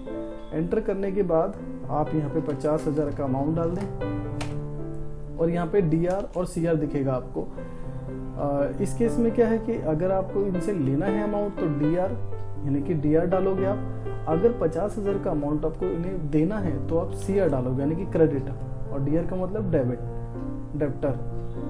तो आप इस पे एंटर कर दें, और एंटर करने के बाद अगर किसी स्पेसिफिक बिल का है तो आप उस बिल नंबर को यहाँ पे डाल सकते हैं, या फिर कोई भी आप यहाँ पे रिमार्क डाल सकते हैं। सपोज कि मैंने डाल दिया कि लास्ट बैलेंस, और डेज आप डाल सकते हैं कि कितने दिन हो चुके हैं। अगर बिल है मतलब बिल की वैल्यू है कोई, तो वैल्यू डाल सकते हैं आप। उसके बाद आप इसको सेव कर दें। तो देखिए ये 50,000 इसमें ऐड हो चुके हैं। इसी तरह आप किसी भी लेजर में ओपनिंग बैलेंस डाल सकते हैं। अब हम बात करते हैं कि अगर हमें आइटम का ओपनिंग बैलेंस डालना है तो वो कैसे डालें। दोबारा से आप मास्टर के मेनू में आए, स्टॉक ओपनिंग पे क्लिक करें, और यहाँ पे आप इसको डायरेक्टली एक्सेप्ट कर दें। ये फिल्ट्रेशन का होता है कि अगर आपको फिल्टर करना है स्टॉक तो उसके लिए पूछता है वो। उसके बाद आपकी सभी आइटम की लिस्ट ओपन हो जाएगी। अब सपोज कि चिप्स का जो आइटम है इसकी हमें ओपनिंग डालनी है, तो आप इस पे एंटर करेंगे। एंटर करने के बाद फिर आपको दोबारा से एंटर करना है, और सबसे पहले जो है आपको MRP डालनी है। अब आपका क्वेश्चन ये है कि अगर आप फार्मा ट्रेड से हैं तो आपका यहाँ पे बैच क्यों नहीं आ रहा, और अगर आप गारमेंट ट्रेड से हैं तो आपका साइज क्यों नहीं आ रहा, या फिर आप किसी और ट्रेड से हैं तो यहाँ पे आपकी ट्रेड की चीज़ क्यों नहीं आ रही। देखिए जब आप कंपनी बनाते हैं, कंपनी बनाने के टाइम पे जो आप चूज़ करते हैं कंपनी का वर्किंग स्टाइल, यानी कि कंपनी वर्किंग स्टाइल जो चूज़ करते हैं कि फार्मा शॉप है या फिर गारमेंट शॉप है या फिर कोई भी शॉप है, तो जो चूज़ करते हैं आप उसके अकॉर्डिंग ही यहाँ पे आपको वो फीचर्स देखने को मिलता है। जैसे कि मैंने FMCG सिलेक्ट कर रखा है, और FMCG में सभी MRP वाइज काम होता है। अगर मैं फार्मा चूज़ करता तो ये जो मैं MRP 60 रुपये डाल रहा हूँ, यहाँ पे मुझे बैच डालना होता, एक्सपायरी डालनी होती। तो आई होप आप समझ गए होंगे। अब सपोज कि मैंने 60 रुपये की MRP डाल दी, इसका स्टॉक मेरे पास 550 का है और इसको मैं सेल करूँगा जो कि 50 रुपये में, और परचेज रेट मेरा जो ये पड़ा है वो पड़ा है मेरे को 40 रुपये का। और भी आप अपनी तरह से रेट डाल सकते हैं, जितने भी आप rate A B C D देख रहे हैं ये आप अपने हिसाब से रेट यहाँ पे डाल सकते हैं। और यहाँ पे आप डेट डाल सकते हैं कि ये जो है स्टॉक आपके पास कब तक के डेट का है। तो मैंने इसको अपडेट कर दिया कि ये मेरे पास 31 मार्च तक का है।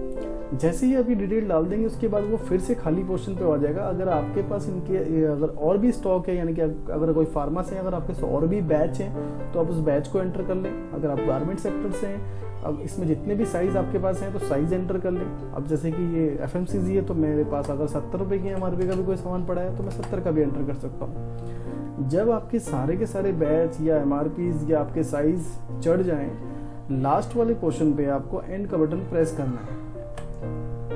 एंड के बटन प्रेस करते ही आपको जो है सेव का ऑप्शन पूछता ही है, उसको आप यस करें और उसके बाद जो भी आपने परचेज रेट डाला है और जितनी भी आपने क्वांटिटी डाली है उसके हिसाब से जो भी स्टॉक का वैल्यूएशन है वो यहाँ पे देखने लग जाता है। तो आप इसको स्किप कर दें।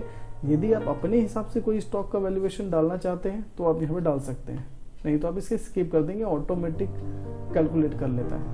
तो मैंने स्किप किया, आप देख रहे हैं कि 550 स्टॉक ऐड हो चुका है। इसी तरीके से आप सभी आइटमों को कर सकते हैं, बहुत आसान तरीके से। आई होप आपको बहुत अच्छे से समझ में आया होगा। हर चीज की एंट्री करते हैं, उसकी रिपोर्ट हम कैसे देखें, तो चलिए स्टार्ट करते हैं। सबसे पहले एक बेसिक रिपोर्ट, जैसे कि पिछली वीडियो में देखेंगे तो मैंने सेल रिपोर्ट बताया हुआ है कैसे देखते हैं, मैं आपको उसका लिंक डिस्क्रिप्शन बॉक्स में दे दूंगा। तो सबसे पहले हम बेसिक देख लेते हैं कि बेसिक जो परचेज बुक है वो कैसे देखते हैं। तो आप बुक में आके एंट्री बुक, और एंट्री बुक में आप परचेज बुक पे क्लिक करेंगे। उसके बाद आप जिस तारीख से जिस तारीख तक देखना चाहते हैं वो आप यहाँ पर एंटर कर देंगे डेट को, और आप इसको ओके कर देंगे। तो देखेंगे कि हमने टोटल जो परचेज की है वो 2 एंट्री परचेज की है और टोटल जो है 5140 रुपए की जो है परचेज टोटल हमारे पास आई है। तो ये है बेसिक। अगर हम इसी में पार्टी वाइज देखना चाहें तो आप परचेज बुक पे क्लिक करके डेट डिफाइन करें और उसके बाद आप इसको यस करें। अब जैसे मैं सिर्फ देखना चाहता हूं कि अपोलो का, तो देखेंगे कि आप सिर्फ अपोलो की एक ही एंट्री निकल कर आई, यानी कि पार्टी से रिलेटेड जो भी परचेज आई होगी वो सारी की सारी आपको यहाँ पे शो होने लगेगी। तो ये हो गया बेसिक, अगर आप बेसिक तरीके से देखना चाहते हैं अपनी बुक को, जिसमें आपको अमाउंट भी देखने को मिल जाता है। उसके बाद आप आएंगे डेली रिपोर्ट में। डेली रिपोर्ट में आप देखेंगे परचेज रिपोर्ट। तो यहाँ पे आपको बहुत सारे ऐसे ऑप्शन मिल रहे हैं, day wise summary, month wise summary, bill wise summary. तो जैसे ही आप उस पर क्लिक करेंगे और जिस तारीख से भी जिस तारीख तक, जैसे कि यहाँ पे ऑलरेडी हमने मंथ वाइज किया था तो ऑलरेडी ये 1 से 30 तक एंटर्ड हो गया ऑटोमेटिक। अगर आप चाहते हैं कि नहीं, आप सिर्फ 25 दिन का देखना चाहते हैं, 24 दिन का देखना चाहते हैं, तो आप अपने हिसाब से डेट को मॉडिफाई कर देंगे। तो जैसे ही मैंने व्यू पे क्लिक किया तो मंथ वाइज में नवंबर में टोटल मेरी इतनी परचेज 5140 की परचेज नवंबर में आई है। अगर मैंने और भी परचेज इसमें चढ़ाए होते तो मेरे को नवंबर, अक्टूबर, सितंबर के अकॉर्डिंग मुझे दिखता। तो मैंने सिर्फ 2 से 3 परचेज चढ़ाई हुई है आपके टेस्टिंग के लिए। तो डेली रिपोर्ट में परचेज रिपोर्ट आप ये समझ गए कि day wise, month wise, bill wise.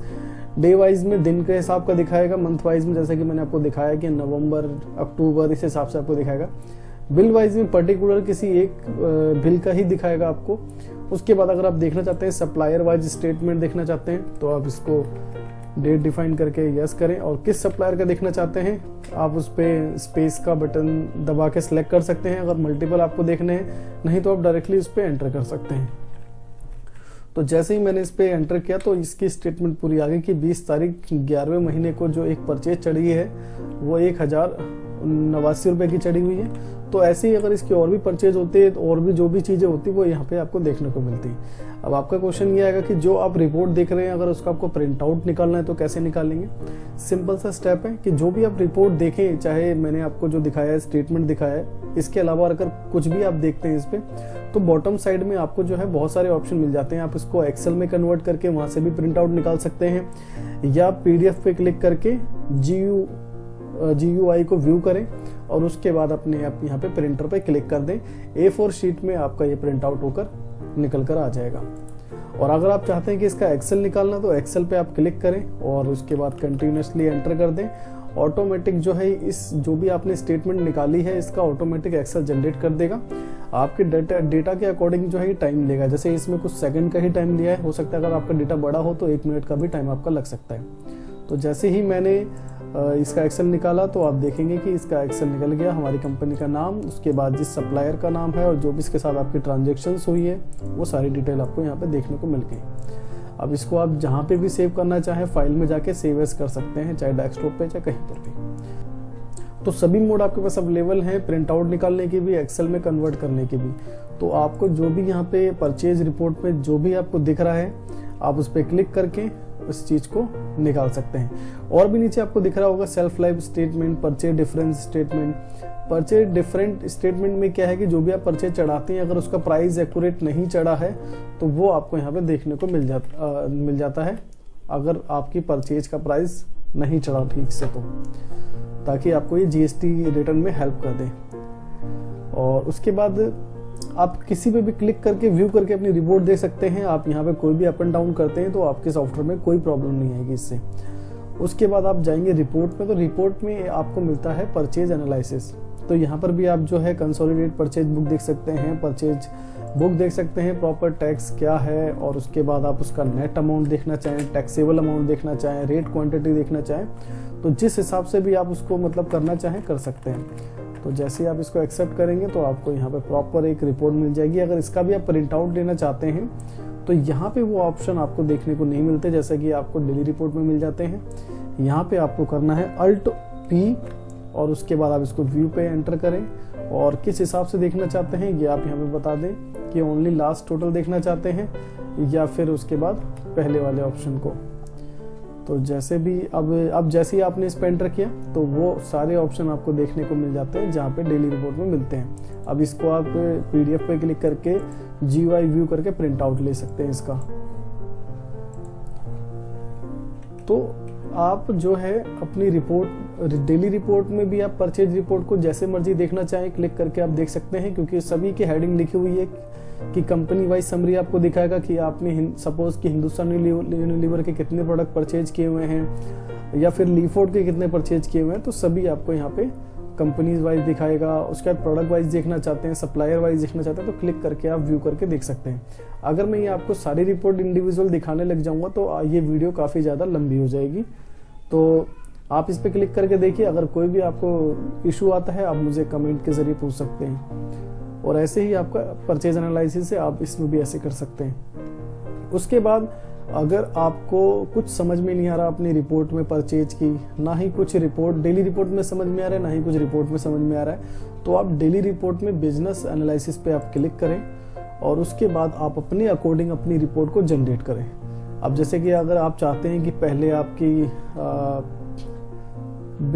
आपका बिल नंबर आए या पहले आपकी एरिया आए या पार्टी, सपोज की पार्टी रख लेते हैं पहले, कि पहले पार्टी का नाम आए, उसके बाद आइटम का नाम आए और उसके बाद परचेज एनालिसिस करना चाहते हैं, समरी में चाहते हैं, डिटेल चाहते हैं या दोनों एक साथ चाहते हैं तो वो भी आप कर सकते हैं। और कौन सी तारीख से कौन सी तारीख तक आप चाहते हैं ये आप डिफाइन कर देंगे और शो पे जैसे ही आप क्लिक करेंगे तो ये आपकी परचेज आपको मिल गई।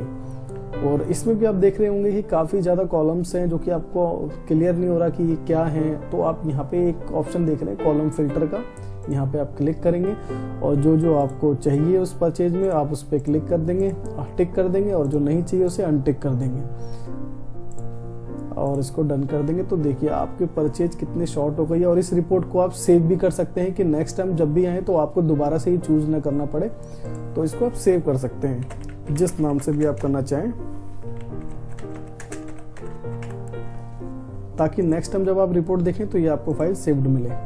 तो रिपोर्ट सेव होगी। अब यहाँ पर भी आपका एक क्वेश्चन आएगा कि इसका प्रिंट आउट लेना हो तो आप डायरेक्टली GUI प्रिंट पे क्लिक कर सकते हैं, या पहले आप देखना चाहें तो आप GUI व्यू पे क्लिक करके इसको पहले देख सकते हैं। उसके बाद आप प्रिंटर पे क्लिक करके प्रिंट आउट, यहाँ पे जो प्रिंटर का ऑप्शन आता है प्रिंटर पे क्लिक करके प्रिंट आउट ले सकते हैं। दूसरा, अगर आप चाहते हैं कि ये एक्सेल में कन्वर्ट हो जाए तो यहाँ पे यहीं सामने आपको एक्सेल मिल जाता है। एक्सेल पे आप क्लिक करेंगे, इसे यस करेंगे और ओके करते ही आपके डेटा के अकॉर्डिंग, अगर डेटा ज़्यादा है तो थोड़ा सा टाइम लग जाएगा, अगर डेटा कम है तो कुछ सेकंड में आपका डेटा कन्वर्ट हो जाएगा। जैसे कि हमारा डेटा कन्वर्ट हो चुका है, अगर आप देखेंगे तो जो हमने रिपोर्ट निकाली वही रिपोर्ट हमें मिल गई यहाँ पे।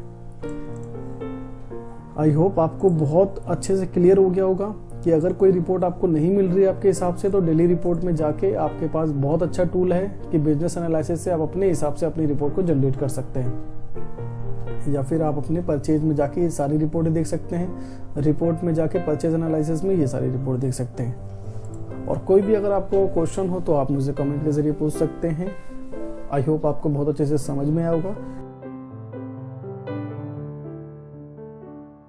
रिपोर्ट हम किस किस तरह से देख सकते हैं और क्या क्या ऐसे ऑप्शन हैं जिसको हम अब बहुत इजी तरीके से अपनी जो भी हम सेल करते हैं पार्टी वाइज, आइटम वाइज, और जो भी हमारे मल्टीपल पेमेंट्स मोड होते हैं उसको हम कैसे देखें, तो इस चीज़ के बारे में हम जानते हैं। चलिए स्टार्ट करते हैं। तो सबसे पहले हम बात कर लेते हैं बेसिक एंट्री बुक की, जो कि आप बुक्स में आए और एंट्री बुक में आकर आप अपने सेल बुक पे क्लिक करें और आप यहाँ पे जिस डेट से भी जिस डेट तक अपनी सेल बुक देखना चाहते हैं एंटर करके उसे यस कर दें। और आप यहाँ पे देखेंगे कि टोटल इतने बिल आपके कटे हुए हैं और आपकी टोटल सेल 14,303 रुपए की है। अब इसी में एक चीज और भी है, जैसे कि अगर आप देखना चाहें पर्टिकुलर किसी एक ही पार्टी का अगर देखना चाहें कि आप देखना चाहते हैं कि जो भी एक पार्टी है, तो इसे आप यस कर दें, सिलेक्टेड लेजर को यस करें और अपनी एक पार्टी को आप सर्च करें और उसी पार्टी के आपको क्या है बिल्स, जो भी ट्रांजेक्शन्स उसके साथ हुई होंगी वो सारी बिल्स आपको देखने स्टार्ट हो जाएंगे। तो ये तो है एकदम बेसिक मोड, जिससे आप एंट्री बुक भी अपनी देख सकते हैं कि टोटल सेल कितनी कटी है और उसके बाद कितने की सेल है वो भी आप देख सकते हैं यहाँ से, ये बेसिक स्ट्रक्चर। उसके बाद अगर हम बात करते हैं प्रॉपर सेल रिपोर्ट की, तो आप डेली रिपोर्ट में आए और डेली रिपोर्ट में आने के बाद आप सेल रिपोर्ट पे जैसे क्लिक करेंगे तो आपको यहाँ बहुत सारे ऐसे ऑप्शन दिख रहे हैं जिसको आप पढ़कर भी समझ जाएंगे कि ये किस, अगर आप इस पे क्लिक करेंगे तो ये किस तरह की रिपोर्ट आपको दिखाएगा। तो जैसे कि मैं पहले अगर देखूं तो ये मोड ऑफ पेमेंट रिपोर्ट है, मतलब कि आपने कैश कितना कलेक्शन किया है, बैंक कितना कलेक्शन किया है, उसकी अगर आप रिपोर्ट देखना चाहें तो आप जैसे इस पे क्लिक करेंगे और यहाँ पे आप डेट सेलेक्ट करेंगे जब तक देखना चाहते हैं और उसके बाद आप इसको व्यू कर देंगे। तो आप देखेंगे कि कैश जो है टोटल 222 रुपए का आया है इन 30 दिनों में, और फोन पे जो है 200 रुपए का आया है, ICICI बैंक पे जो है 200 रुपए का कलेक्शन आया है टोटल। तो ये मोड ऑफ पेमेंट रिपोर्ट है, आप बहुत इजीली क्लिक करके देख सकते हैं।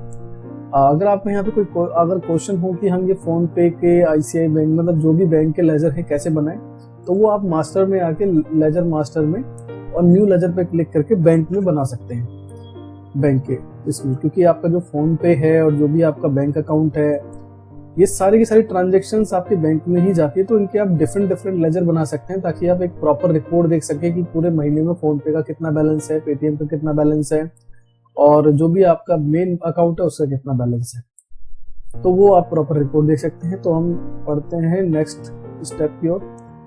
तो जैसे ही मैंने कि आपको बताया कि जैसे ही आप इसको वो पढ़ेंगे तो उसी हिसाब से आपको रिपोर्ट मिल जाएगी और आप इसको क्लिक करके डायरेक्ट व्यू करिए, इसमें कोई आपके सॉफ्टवेयर में प्रॉब्लम नहीं आएगी।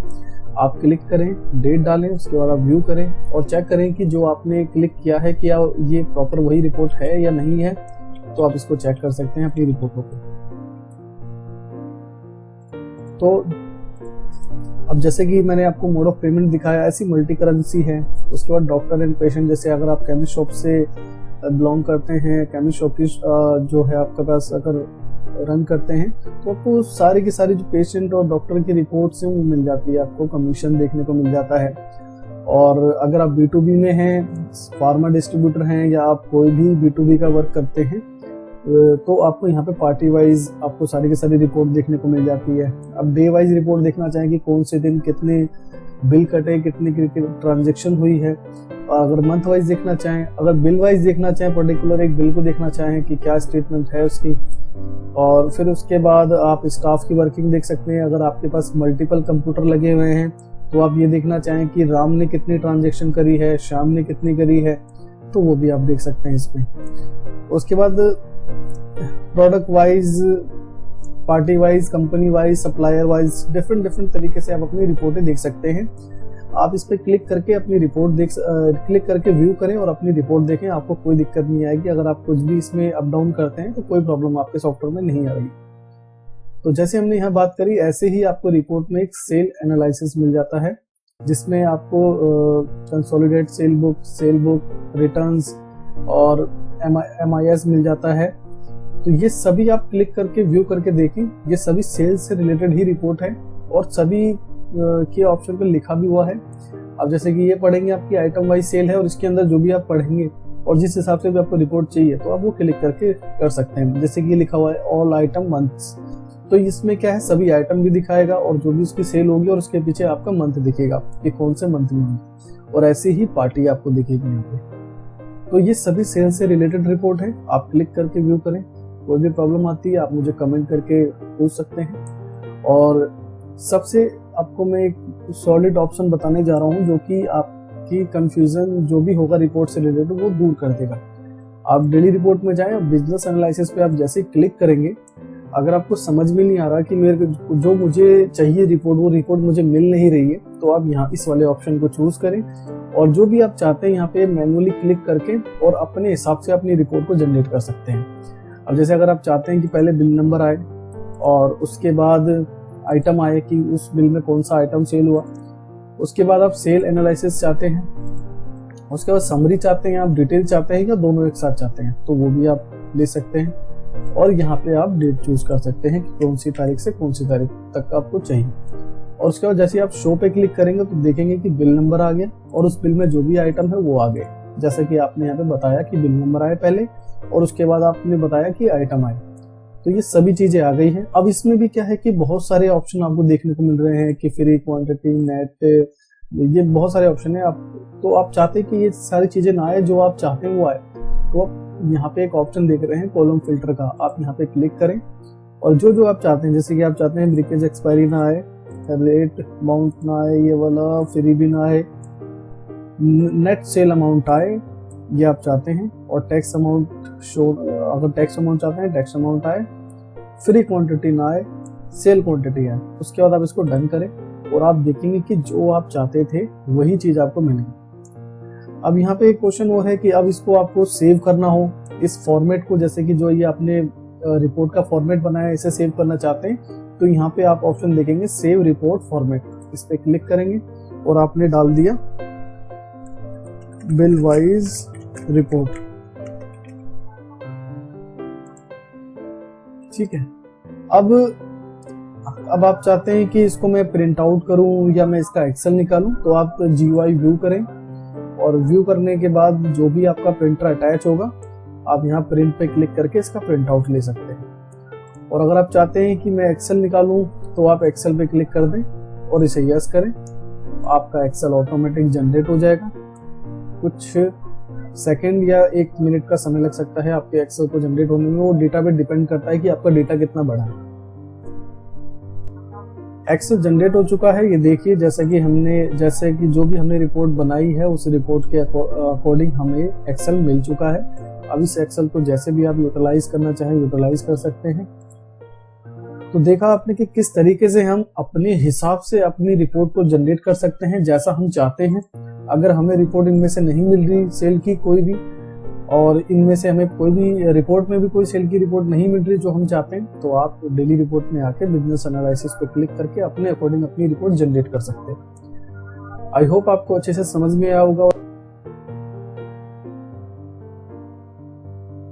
स्टॉक के बारे में, आपकी कोई भी ऐसी क्वेरी हो स्टॉक से रिलेटेड, चाहे वो रिपोर्ट देखने की हो, चाहे वो स्टॉक को फिल्टर करने की, या किसी भी तरह से कोई भी अगर क्वेरी है तो यहाँ पे आज क्लियर होने वाली है।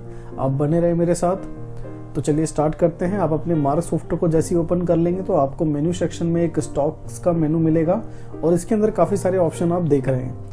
तो यहाँ पे सबसे पहला ऑप्शन हम समझ लेते हैं करंट स्टॉक का। जैसे ही आप करंट स्टॉक पे क्लिक करेंगे तो यहाँ पे ये करंट स्टॉक वो हैं जो लाइव आपके पास बच गए हैं सेल परचेज करने के बाद।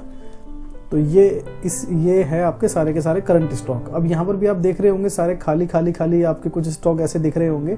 अगर आप चाहते हैं कि आपको यहाँ पे सिर्फ वही स्टॉक दिखे जो अभी आपके पास लाइव है, अवेलेबल है, तो यहाँ पे आप कीबोर्ड से F10 की प्रेस करें। तो जैसे ही आप F10 की प्रेस करेंगे तो यहाँ पे वही स्टॉक दिखेगा जो स्टॉक आपके पास अवेलेबल है। जो स्टॉक आपके पास नहीं है वो अब आइटम आपको कोई सा नहीं दिखेगा। और वापस आप वैसे ही करना चाहते हैं जिसमें आपके सभी तरह के स्टॉक दिखें, तो दोबारा से आप F10 की प्रेस कर दें अपने कीबोर्ड से। तो अब यहाँ पर सारे के सारे ऐप के आइटम वैसे ही आ जाएंगे। और उसके बाद नेक्स्ट जो हमारा ऑप्शन है वो है स्टॉक एनालिसिस। ये बहुत पावरफुल ऑप्शन है, बहुत अच्छा ऑप्शन है। ये नया ही ऑप्शन अभी रिलीज हुआ है, तो इसके बारे में हम बाद में बात करते हैं वीडियो के लास्ट में। और उसके बाद हम बात कर लेते हैं फिल्टर स्टॉक की। जैसे ही आप फिल्टर स्टॉक पे आप क्लिक करेंगे तो यहाँ पे कुछ ऑप्शन देखेंगे आप। तो सबसे पहला ऑप्शन आपको दिखता है कि कंपनीज, जैसे कि फार्मा में बात करें या डिपार्टमेंटल में बात करें, या कुछ ऐसे ट्रेड हैं जहाँ पे बहुत सारी इन्वेंट्री होती है और आपको समझने में, एक एक करके देखने में बहुत टाइम लग जाता है। तो आप यहाँ पे इस मेनू को यस करें और आपके सामने जो है आपकी कंपनीज खुलकर आ जाएगी, जितने भी आइटम की कंपनीज हैं। और जिस कंपनी का भी आप आइटम देखना चाहते हैं उस कंपनी को आप सिलेक्ट करें और उसके बाद आप उसको एंटर करके आप जैसे ही एक्सेप्ट करेंगे तो वही कंपनी आपको दिखेगी जो कंपनी आपने सेलेक्ट करी है स्टॉक के लिए। ठीक है, तो ऐसे ही इसके अंदर बहुत सारे फिल्टर हैं। जैसे कि मैंने आपको कंपनी बताया, ऐसे ही बैच के फिल्टर हैं कि अगर आप चाहते हैं कि बैच वाइज आपका स्टॉक दिखे तो पहले आप देख रहे होंगे कि सिर्फ आइटम का नाम आ रहा था, पैकिंग आ रहा था, उसके बाद स्टॉक, उसके बाद यूनिट। अब बीच में देख रहे हैं आप कि यहाँ पे बैच भी आ रहा है, एक्सपायरी भी आ रहा है। ठीक है, उसके बाद आप इसमें और भी इतने तरीके से फिल्टर हैं कि आप अपने जिस आइटम को भी ढूंढना चाहते हैं या जिसकी रिपोर्ट भी आप देखना चाहते हैं तो ईजिली इसको देख सकते हैं अपना टाइम बर्बाद किए वगैरह। तो जैसे कि मैंने ये दो ऑप्शन आपको बताए, कंपनी और बैच, ऐसे ही यहाँ पे साल्ट का भी ऑप्शन है। आप जैसे ही इसको यस करेंगे आपके सारे साल्ट खुल जाएंगे। उसके बाद उस साल्ट को सिलेक्ट करेंगे और उसके बाद एक्सेप्ट करेंगे तो आपको वो रिपोर्ट दिखेगी। और यहाँ पे अब जैसे कि आप कहेंगे कि यहाँ तो सिर्फ कंपनी का नाम है और उसके बाद साल्ट है। अब आपको सपोज कि एमआरपी के हिसाब से अपने आइटम को ढूंढना हो या एचएसएन के हिसाब से अपने आइटम को ढूंढना हो या कैटेगरी के हिसाब से अपने आइटम को ढूंढना हो, तो वो कैसे ढूंढेंगे? तो लास्ट वाला ऑप्शन देख रहे होंगे आप, मोर ऑप्शन। इस पे आप जैसे ही यस करेंगे तो यहाँ पे इतने सारे फिल्टर हैं कि कोई और सॉफ्टवेयर आपको ये फिल्टर्स दे ही नहीं पाएगा इतने टाइम में। तो आप इसको एमआरपी वाइज भी मतलब अपने स्टॉक को ढूंढ सकते हैं, फिल्टर कर सकते हैं। सप्लायर वाइज भी कर सकते हैं कि आपका जो आइटम सप्लाई करता है उसके लेजर को आप यहाँ पे सिलेक्ट कर लेंगे तो यहाँ पे उसी से रिलेटेड जो वो आपके साथ इन्वेंट्री देता है वही इन्वेंट्री आपको शो होने लगेगी। कैटेगरी वाइज कर सकते हैं, एचएसएन वाइज कर सकते हैं। परचेज टाइप में आप जैसे कि लोकल से परचेज करते हैं या बाहर सेंट्रल से परचेज करते हैं तो वो भी आप फिल्टर लगा सकते हैं। और कुछ मेडिसिन ऐसी होती है आपकी कि नार्कोटिक्स, शेड्यूल H1 और शेड्यूल H किससे रिलेटेड होती है तो वो भी आप यहाँ पे फिल्टर लगा सकते हैं। अगर रैक वाइज मेंटेन करते हैं तो रैक वाइज भी फिल्टर लगा सकते हैं। और मैन्युफैक्चर अगर आपने सभी आइटमों में डाला हुआ है, मैन्युफैक्चर के हिसाब से फिल्टर करना चाहते हैं तो उस हिसाब से कर सकते हैं। तो यहाँ पे बहुत सारे फिल्टर के ऑप्शन हैं। आप किसी भी फिल्टर को चूज करके अपनी इन्वेंट्री को ईजिली ढूंढ पाएंगे जैसे आप चाहते हैं। तो ये आपको क्लियर हो गया फिल्टर स्टॉक का। उसके बाद आप देखेंगे बैच स्टॉक। बैच स्टॉक में वही है जो हमने फिल्टर स्टॉक में बैच सेलेक्ट किया था, सेम एज इट इज वैसा ही है, फिर भी मैं आपको दिखा देता हूँ। जैसे आप बैच पे क्लिक करेंगे तो अपनी कंपनी चूज कर सकते हैं। यहाँ पर भी आप मल्टीपल फिल्टर्स लगा सकते हैं जैसे मैंने अभी पहले बताया आपको। उसके बाद जैसे आप इसको एक्सेप्ट करेंगे तो आपको यहाँ पे आइटम का नाम भी दिखेगा पहले रो में, दूसरे रो में पैकिंग दिखेगी यहाँ पे, तीसरे रो में बैच, एक्सपायरी, स्टॉक और ये यूनिट। तो इस तरीके से आप अपना स्टॉक देख सकते हैं। अब यहाँ पर आपका एक क्वेश्चन होगा कि जो भी आप ये रिपोर्ट्स निकाल रहे हैं, इस रिपोर्ट को प्रिंट आउट करना हो या इस रिपोर्ट का आपको एक्सेल चाहिए हो तो कैसे लेंगे? तो सिंपली आप जो है एकदम बॉटम साइड में देखेंगे, नीचे की साइड में देखेंगे तो यहाँ पे आपको एक एक्सेल का लोगो दिख रहा है। इस पे आप क्लिक करके जैसे ही एक्सेल पे क्लिक करेंगे तो आपका एक्सेल जनरेट हो जाएगा। और ये एक्सेल जो है जनरेट होने में कितना टाइम लगेगा वो आपके डेटा के ऊपर डिपेंड करता है कि आपका डेटा कितना है। इसमें 1 मिनट भी लग सकते हैं आपको और कुछ सेकंड भी लग सकते हैं। तो मैं आपको एक एक्सेल पे क्लिक करके दिखा देता हूँ प्रैक्टिकली। एक्सेल जनरेट हो चुका है जैसा कि आप देख रहे होंगे स्क्रीन पे जो रिफ्लेक्शन है। अब मैं इसको मिनिमाइज करता हूँ सॉफ्टवेयर को तो आप पीछे देखेंगे तो मेरा एक्सेल जनरेट हो चुका है जैसे भी मैं एक्सेल चाहता था। तो इसी तरीके से आप अपना एक्सेल को जो है जनरेट कर सकते हैं, फिर यहाँ से उसका आप प्रिंट आउट ले सकते हैं। अब नेक्स्ट ऑप्शन की ओर बढ़ते हैं आगे। तो आपको ये क्लियर हो गया बैच का भी। उसके बाद जो हमारा ऑप्शन है डंप स्टॉक, कुछ ऐसे स्टॉक जो आपके स्टॉक नहीं निकलते, जैसे कि यहाँ पे डेज भी दे रखा है 60 दिन, आप अपने हिसाब से भी अपने डेज वगैरह डाल सकते हैं।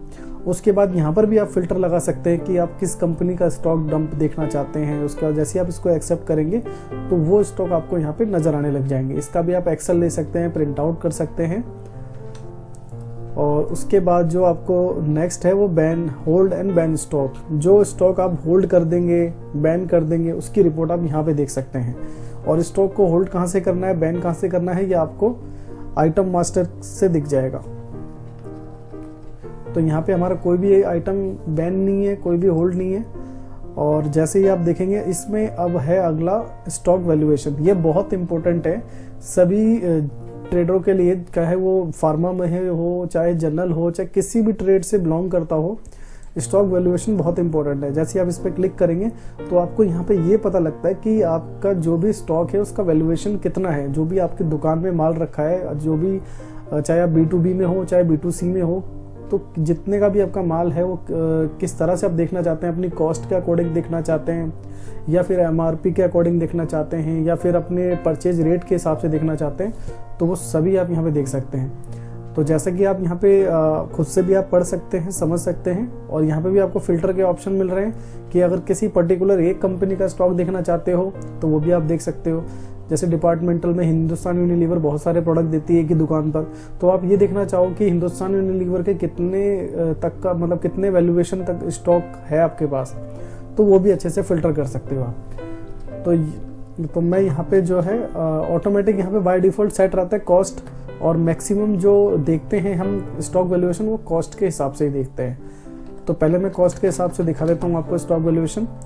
तो जैसे ही मैंने स्टॉक वैल्यूएशन किया तो आपको ये नीचे की साइड में दिखेगा, जैसे कि आप देख रहे हैं। जैसे यहाँ पे जो स्टॉक का वैल्यूएशन है मेरे, वो है 1,06,519 रुपये का। और अगर मुझे देखना है ये अब कि ये स्टॉक बिकने के बाद मेरे पास कितना पैसा आ सकता है, तो यहाँ पे आप MRP के हिसाब से अगर सेल करते हैं तो MRP चूज करके एक्सेप्ट करेंगे तो यहाँ पे मुझे दिखेगा 1,28,321 रुपये का, जो मुझे मिलेगा बिकने के बाद।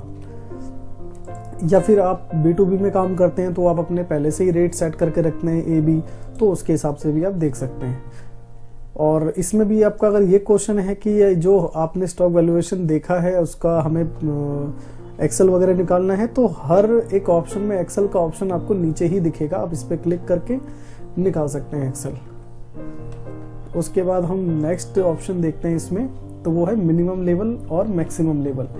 ये जो है इसकी रिपोर्ट आपको देखने से पहले अपने आइटमों को सेट करना होता है। इसी के हिसाब से मैं आपको इन्वेंट्री में ले चलता हूँ। अब ये जितनी भी इन्वेंट्री है, अब जैसे ही आप कोई नया आइटम बनाते हैं तो आपको एक ऑप्शन देखने को मिलता है मोर ऑप्शन के अंदर। मोर ऑप्शन के अंदर आपको एक ऑप्शन देखने को मिलता है कि मिनिमम क्वांटिटी, और यहाँ पे आप देखेंगे तो मैक्सिमम क्वांटिटी। ये क्या है कि जो भी आप आइटम बना रहे हैं या जो भी आपका आइटम है, आप ये चाहते हैं कि मेरे पास, सपोज कि मोबाइल के पावर बैंक की बात कर लेते हैं, मैं ये चाहता हूँ कि मेरे पास पावर बैंक मेरी दुकान में कम से कम 10 होना चाहिए और ज़्यादा से ज़्यादा 15 होना चाहिए। अगर आपके पास 15 से ऊपर अगर पावर बैंक आ जाते हैं तो आप उसको अरेंज करेंगे या फिर वापस भेजेंगे अपने वेंडर को, या आपके पास पावर बैंक 10 से नीचे हो जाते हैं तो आपको उसकी रिपोर्ट मिल जाएगी कि आपके पास 7 पावर बैंक बचे हैं, 3 पावर बैंक की आपको ज़रूरत है। तो इस तरीके से जो है ये मिनिमम मैक्सिमम लेवल काम करता है। आप सभी आइटमों के अंदर डालकर रखेंगे पहले से, तभी इसकी रिपोर्ट आपको देखने को मिलेगी। जैसे कि मैंने कुछ आइटमों में, 1-2 आइटमों में मैंने डाल के रखा है आपके टेस्टिंग के लिए, तो उसको हम चेक कर लेते हैं। जैसे मैंने मिनिमम पे काम क्लिक किया, और यहाँ पर भी आप फिल्टर लगा सकते हैं। आपको मैक्सिमम हर जगह फिल्टर लगाने का ऑप्शन मिलेगा। तो जैसे आप इसको एक्सेप्ट करेंगे तो मैंने इन 2 आइटमों पे लगाया हुआ है कि मिनिमम मेरे पास ये 40 का स्टॉक होना चाहिए और मैक्सिमम मैंने इसमें डाल रखा है 45 का। तो आप देखेंगे कि मेरे पे 40 का स्टॉक होना चाहिए, लेकिन मेरे पे करंट जो मेरे पे लाइव स्टॉक है वो 37 का है, 37 पीस का। तो इसमें मुझे ज़रूरत कितने की है ये बता भी रहा है कि रिक्वायर्ड 3, मतलब कि 3 क्वांटिटी मेरे को इसमें रखना जरूरी है मेरे इन्वेंट्री के हिसाब से जो मैंने डिसाइड किया। और ऐसे ही जो है इसमें मैंने रखा हुआ है 20 मेरे पास मिनिमम होने चाहिए, और यहाँ पे मेरे पास 17 है, तो इसमें भी मुझे 3 की ज़रूरत है। तो जैसे आपने ये देखा ऐसे ही सेम टू सेम आपको मैक्सिमम लेवल स्टॉक में देखने को मिलेगा।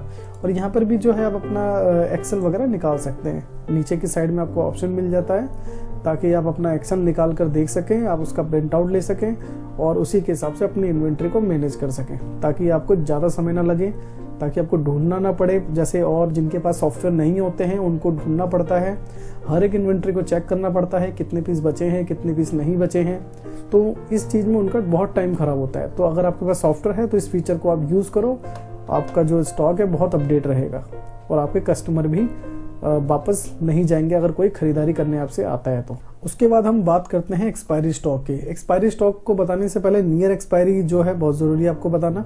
नियर एक्सपायरी में क्या है कि जो भी आपका 3 से 4 महीने का जो भी नियर बाय एक्सपायर प्रोडक्ट होने वाले होते हैं वो आपको यहाँ पे लिस्ट ला के दे देता है ऑटोमेटिक। तो जैसे आप इस पर क्लिक करेंगे और इसको एक्सेप्ट करेंगे तो आपके जितने भी प्रोडक्ट होंगे वो सभी लाइन वाइज यहाँ पे आ जाएंगे और आपको यहाँ पे उसकी एक्सपायरी दिख जाएगी।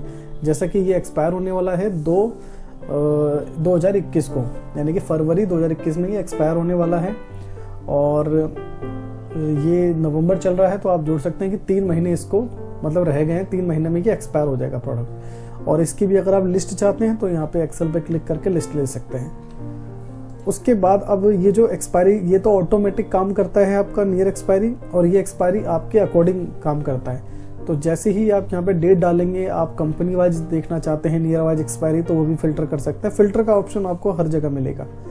उसके बाद यहाँ पर आप डेट डालें कि आपको कब से कब तक की एक्सपायरी देखनी है। तो मैं जैसे चाहता हूँ कि 12/12/2024 तक की एक्सपायरी देखना चाहता हूँ, तो इसमें आपको एक एरो साइन भी मिलेगा कि ये जो एक्सपायरी है आप 2024 के अंदर की देखना चाहते हैं या 24 के बाहर की देखना चाहते हैं या एग्जैक्ट देखना चाहते हैं या फिर बराबर मतलब इसी डेट की देखना चाहते हैं या इसी मंथ के देखना चाहते हैं। तो ये सारे एरोज आप यूज़ करके देख सकते हैं। अब जैसे कि मैं 2024 के अंदर की एक्सपायरी देखना चाहता हूँ और इसको मैं एक्सेप्ट कर देता हूँ, तो आप देखेंगे कि ये सारे प्रोडक्ट हैं जो 2024 के अंदर एक्सपायर हो जाएंगे, सभी प्रोडक्ट जो आपको यहाँ पे स्क्रीन पे दिख रहे हैं। और इसकी भी आप लिस्ट निकाल कर प्रिंट आउट या फिर आप जहाँ पर भी शेयर करना चाहें तो शेयर कर सकते हैं। तो नियर एक्सपायरी ऑटोमेटिक चलता है, एक्सपायरी आपके अकॉर्डिंग चलता है। उसके बाद आप देखेंगे स्टॉक लाइफ स्टेटमेंट। आप जैसे इस पर क्लिक करेंगे और यहाँ पे आप अपने स्टॉक की जो स्टॉक लाइफ की स्टेटमेंट है कौन सी तारीख से कौन सी तारीख तक देखना चाहते हैं, तो ये आप यहाँ पे बता देंगे। और उसके बाद यहाँ पर भी अगर आप फिल्टर्स लगाना चाहें तो फिल्टर लगा सकते हैं। उसके बाद जैसे आप एक्सेप्ट करेंगे तो आप देखेंगे कि ये जो स्टॉक है, जो मेरे पास बैच है, इस स्टॉक को आए हुए 5 दिन हो गए हैं। जैसे आप देखेंगे इसकी परचेज मेरी 20 तारीख की है और आज देखेंगे तो 25 तारीख है, 25 नवंबर है, तो 5 दिन इसको हो गए हैं। और ये मेरी एग्जैक्ट आज ही आई है, तो आज 25 तारीख है तो अभी इसको 0 दिन हो गए हैं। और ये मेरे 24 तारीख, ये मेरी कल परचेज आई है तो इसको 1 दिन हो गए हैं। तो इस तरीके से आप अपने जितने भी स्टॉक लाइफ स्टेटमेंट है वो की रिपोर्ट सारी की सारी देख सकते हैं और इसको भी आप एक्सेल वगैरह में निकालना चाहें निकाल सकते हैं। उसके बाद आपको बैच परचेज टाइप दिख जाएगा। बैच परचेज टाइप में आप जैसी डेट डालेंगे, ये क्या काम करता है कि जो भी आप जिस कंपनी का भी आप स्टॉक परचेज कर रहे हैं वो मतलब जितनी भी इन्वेंट्री है और जो भी बैच है वो आपके किसी लोकल वेंडर से आया है या सेंट्रल वेंडर से आया है। लोकल वेंडर की अगर आप दिल्ली शहर में हैं और दिल्ली शहर से ही आप चीज़ों को परचेज कर रहे हैं तो वो आपका लोकल वेंडर हो गया। अगर आप दिल्ली में हैं और दिल्ली के बाद आपने यूपी से परचेज किया हुआ है या हरियाणा से परचेज किया है या कहीं और सिटी से परचेज किया है तो वो आपका सेंट्रल में आ जाता है। तो इसकी रिपोर्ट भी आप यहाँ पे देख सकते हैं।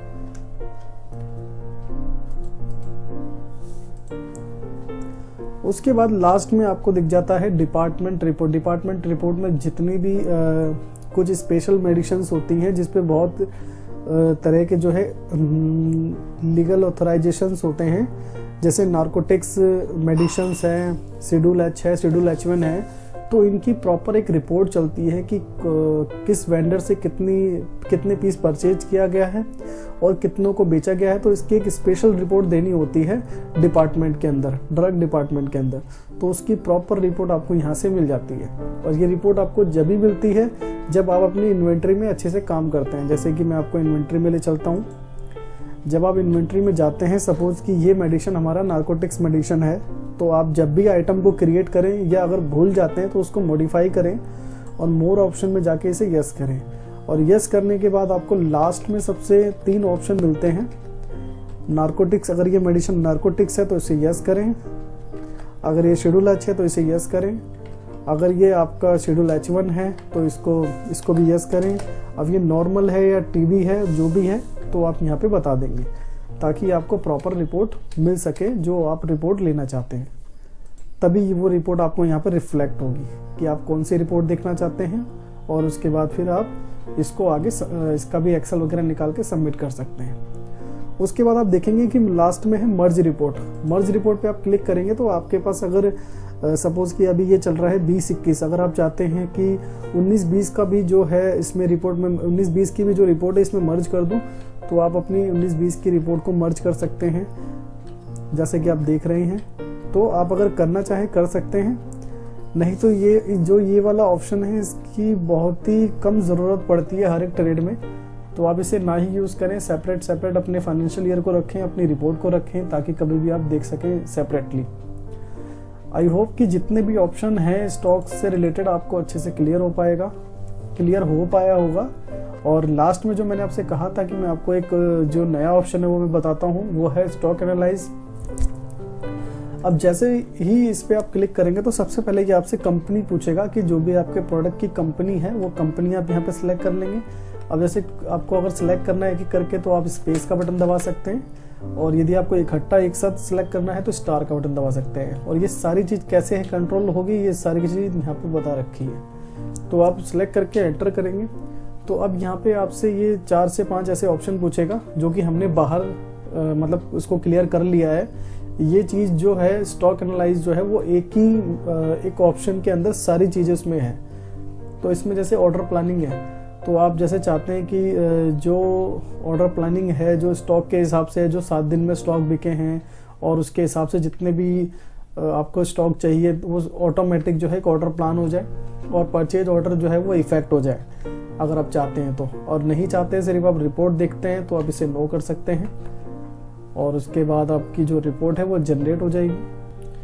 तो यहाँ पे आपको जो है ऑर्डर प्लानिंग की जो रिपोर्ट दिख जाएगी कि 7 दिन के अंदर ये जो स्टॉक है, इस जो सेक्शन में आपको दिखेंगे कि ये स्टॉक जो है आपके ऑर्डर होने लायक हैं और ये 15 दिन के लिए हैं, ये 30 दिन के लिए हैं, जैसा कि हमने बाहर डेट डाला था।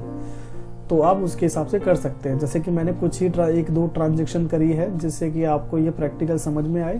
तो बाकी आप प्रॉपर जो आपकी ट्रांजेक्शन्स होगी उसके बिहाफ पे आपको ये सारी चीज़ दिखेगी। तो इसको मैं क्लोज कर देता हूँ। और जैसे मैंने ऑर्डर प्लानिंग देखा, ऐसे ही आप नियर एक्सपायरी देख सकते हैं, एक्सपायर्ड स्टॉक देख सकते हैं। आप पहले सेक्शन में कितने दिन का देखना चाहते हैं, दूसरे सेक्शन में कितने दिन का देखना चाहते हैं। तो आप जैसे इस पर एंटर करेंगे उसके बाद आपको आपके स्लैब, जैसे अभी हमने ऑर्डर प्लानिंग के लिए स्लैब देखे हैं, वैसे ही आपको यहाँ पे स्लैब दिखने लग जाएंगे कि 30 दिन में ये सारे स्टॉक एक्सपायर हो जाएंगे, 60 दिन में ये स्टॉक एक्सपायर हो जाएंगे और 90 दिन में ये स्टॉक एक्सपायर हो जाएंगे। जैसे कि हमने ये बाहर पहले से ही हमने जो है इस चीज़ को समझ लिया, जो बाहर एक ऑप्शन मिल जाता है स्टॉक के मेनू में।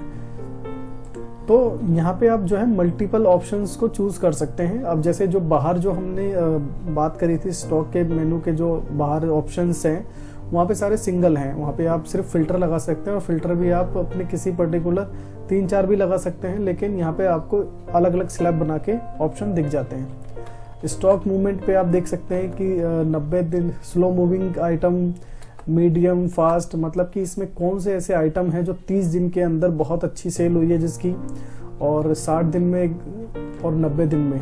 90 दिन में वो आइटम है यानी कि जो आपके स्लो मतलब बहुत ही कम निकल रहे हैं, तो इसकी भी रिपोर्ट आप देख सकते हैं। तो ये वो आइटम है जो स्लो मूविंग है जो 90 दिन के अंदर ही निकल रहे हैं, और यहाँ पे वो आइटम आपके आएंगे जो एकदम 30 दिन के अंदर आपके कंटिन्यूसली निकलते जा रहे हैं। फास्ट मूविंग आइटम है, ये मीडियम के लिए स्लैब है। तो आप इसको अपने बिजनेस के हिसाब से एनालाइज कर सकते हैं स्टॉक को, कि किस हिसाब से आपका कौन सा स्टॉक वर्क कर रहा है, जिसके हिसाब से आप अपने स्टॉक को पहले से ही रेडी रखें। और ये डंप स्टॉक है जो सोल्ड ही नहीं हो रहे हैं, बस आपने परचेज कर लिए हैं। 90 दिन 60 दिन जो भी मतलब आप डेज चाहते हैं उसको आप डाल सकते हैं। जैसे कि बाय डिफ़ॉल्ट जो है वो सेट है 90 60 30। अगर आप चाहते हैं कि 10 15 20 तो उस हिसाब से भी आप इसमें डाल सकते हैं।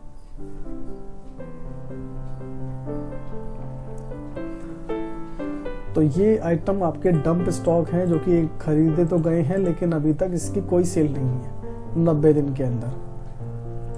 और ऐसे ही आपको अपने बैच मिल जाएंगे, जो भी मतलब ये तो पूरा का पूरा इन्वेंटरी दिखाता है, पूरा का पूरा आपके आइटम को दिखाता है। और ये बैच है कि कोई ऐसा बैच है जिसको आपने परचेज कर लिया और वो बिक ही नहीं रहा, तो वो आपको यहाँ पे दिख जाएगा। उसके बाद ये मिनिमम मैक्सिमम, जैसा कि हमने पहले ही इसके बारे में बाहर बात कर ली थी कि आप इसको कितने से कितने दिन तक देखना चाहते हैं, और इफेक्ट करे या ना करे उसको आप यस और नो कर दीजिए। और उसके बाद आपको यहाँ पे अपने मिनिमम लेवल के बारे में पता लग जाएगा, मैक्सिमम लेवल के बारे में पता लग जाएगा, और नॉर्मल आइटम के बारे में पता लग जाएगा जो एकदम लेवल पे है कि 200 का आपने रखा था और 200 ही अभी ये अवेलेबल है पूरा। और मैक्सिमम में मैक्सिमम वाली चीज़ें आपको दिख जाती हैं, और मिनिमम में मिनिमम वाली चीज़ें दिख जाती हैं। तो एक ही डिस्प्ले पे आपको सभी चीज़ें दिख जाती हैं जो भी आप मतलब चाहते हैं, जो हमें बाहर सिंगल फेस में मिलती हैं। तो ये बहुत अच्छा ऑप्शन है कि आपको इतने सारे अलग अलग ऑप्शन को चूज ना करना पड़े। आप एक ही ऑप्शन को चूज करके अपने पूरे स्टॉक की रिपोर्ट, स्टॉक की जितने भी स्टेटमेंट्स है, सभी चीज़ें आप देख सकते हैं। तो आई होप आपको अच्छे से समझ में आया होगा। बैकअप कैसे लें, और अगर हमने कोई बैकअप ले रखा है तो उसे रिस्टोर कैसे करें। तो अगर आपके पास सिल्वर एडिशन है या आपके पास गोल्ड एडिशन है तो आपको कुछ इस तरीके से अपना डैशबोर्ड दिखेगा, जिसमें आपको शॉर्टकट बटन्स यहाँ पे नजर आएंगे, और जो भी आप यूज करते हैं रिसेंटली आपको चीजें यहाँ पे दिखती रहेगी। तो आपको क्या करना है, आपको करना है एग्जिट बटन पे क्लिक करना है, और उसके बाद जिस कंपनी का भी आप बैकअप लेना चाहते हैं उस पर आप एक बार एंटर करेंगे, और तीसरे ऑप्शन को आप चूज करेंगे बैकअप ऑफ फाइनेंशियल ईयर। जैसे इस पे एंटर करेंगे तो ये आपको फाइनेंशियल ईयर दिखाएगा। तो बैकअप मोस्टली जो है आप अपने करंट फाइनेंशियल ईयर का ही लेते हैं, जैसे कि अभी 2021 का फाइनेंशियल ईयर चल रहा है, और ये बाय डिफॉल्ट वही करंट पे आपको ये रिफ्लेक्ट करेगा। इस पे आपको एंटर करना है, और एंटर करने के बाद बाय डिफॉल्ट ये मार्ग ईआरपी के जो भी जब आप इंस्टॉलेशन करते हैं तो बाय डिफॉल्ट उसी फोल्डर में जाता है। अगर आप चाहते हैं कि आप सेपरेटली फोल्डर बनाना चाहते हैं इसका, या फिर आप अपने हिसाब से इसको कहीं बैकअप करना चाहते हैं, तो यहाँ पे आपको एक शॉर्टकट कीज भी दिख रही है कि इसके लिए आप F10 प्रेस करें। तो मैं यहाँ पे F10 प्रेस करता हूँ, आपका लोकेशन पाथ ओपन हो जाएगा। अब यहाँ पे आप जहाँ पर भी सेव करना चाहते हैं आप वो लोकेशन चूज कर लेंगे। सपोज कि मेरे को डेस्कटॉप पे सेव करना है तो मैंने डेस्कटॉप पे क्लिक किया, या फिर आप डेस्कटॉप पे जो है कोई नया फोल्डर बनाना चाहते हो तो यहीं से उस फोल्डर को आप बना सकते हैं। जैसे कि मैंने क्लिक किया और मैंने यहाँ पे लिख दिया कि टेस्टिंग बैकअप, और इस पे मैंने एंटर कर दिया और इसी फोल्डर पे मैंने क्लिक कर दिया। वैसे बाय डिफॉल्ट ये इसी पे जो है चूज हो जाएगा, तो आपको इस पे ओके करना है। उसके बाद आपको एंटर करना है, और यहाँ पे आप बहुत सी चीज़ें देखेंगे कि क्लाउड बैकअप, गूगल ड्राइव, और भी इसके अंदर ऐसे ऑप्शंस हैं।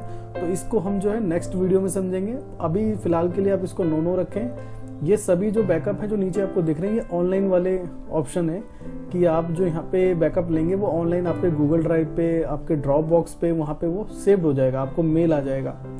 तो इस चीज़ को हम अगली वीडियो में समझेंगे। अभी हम ये समझ रहे हैं कि जो हमारा सिस्टम है, यानी कि लोकल ड्राइव जो है, अपना जो ऑफलाइन कंप्यूटर है, डेस्कटॉप है, लैपटॉप है, उसमें आप कैसे लें।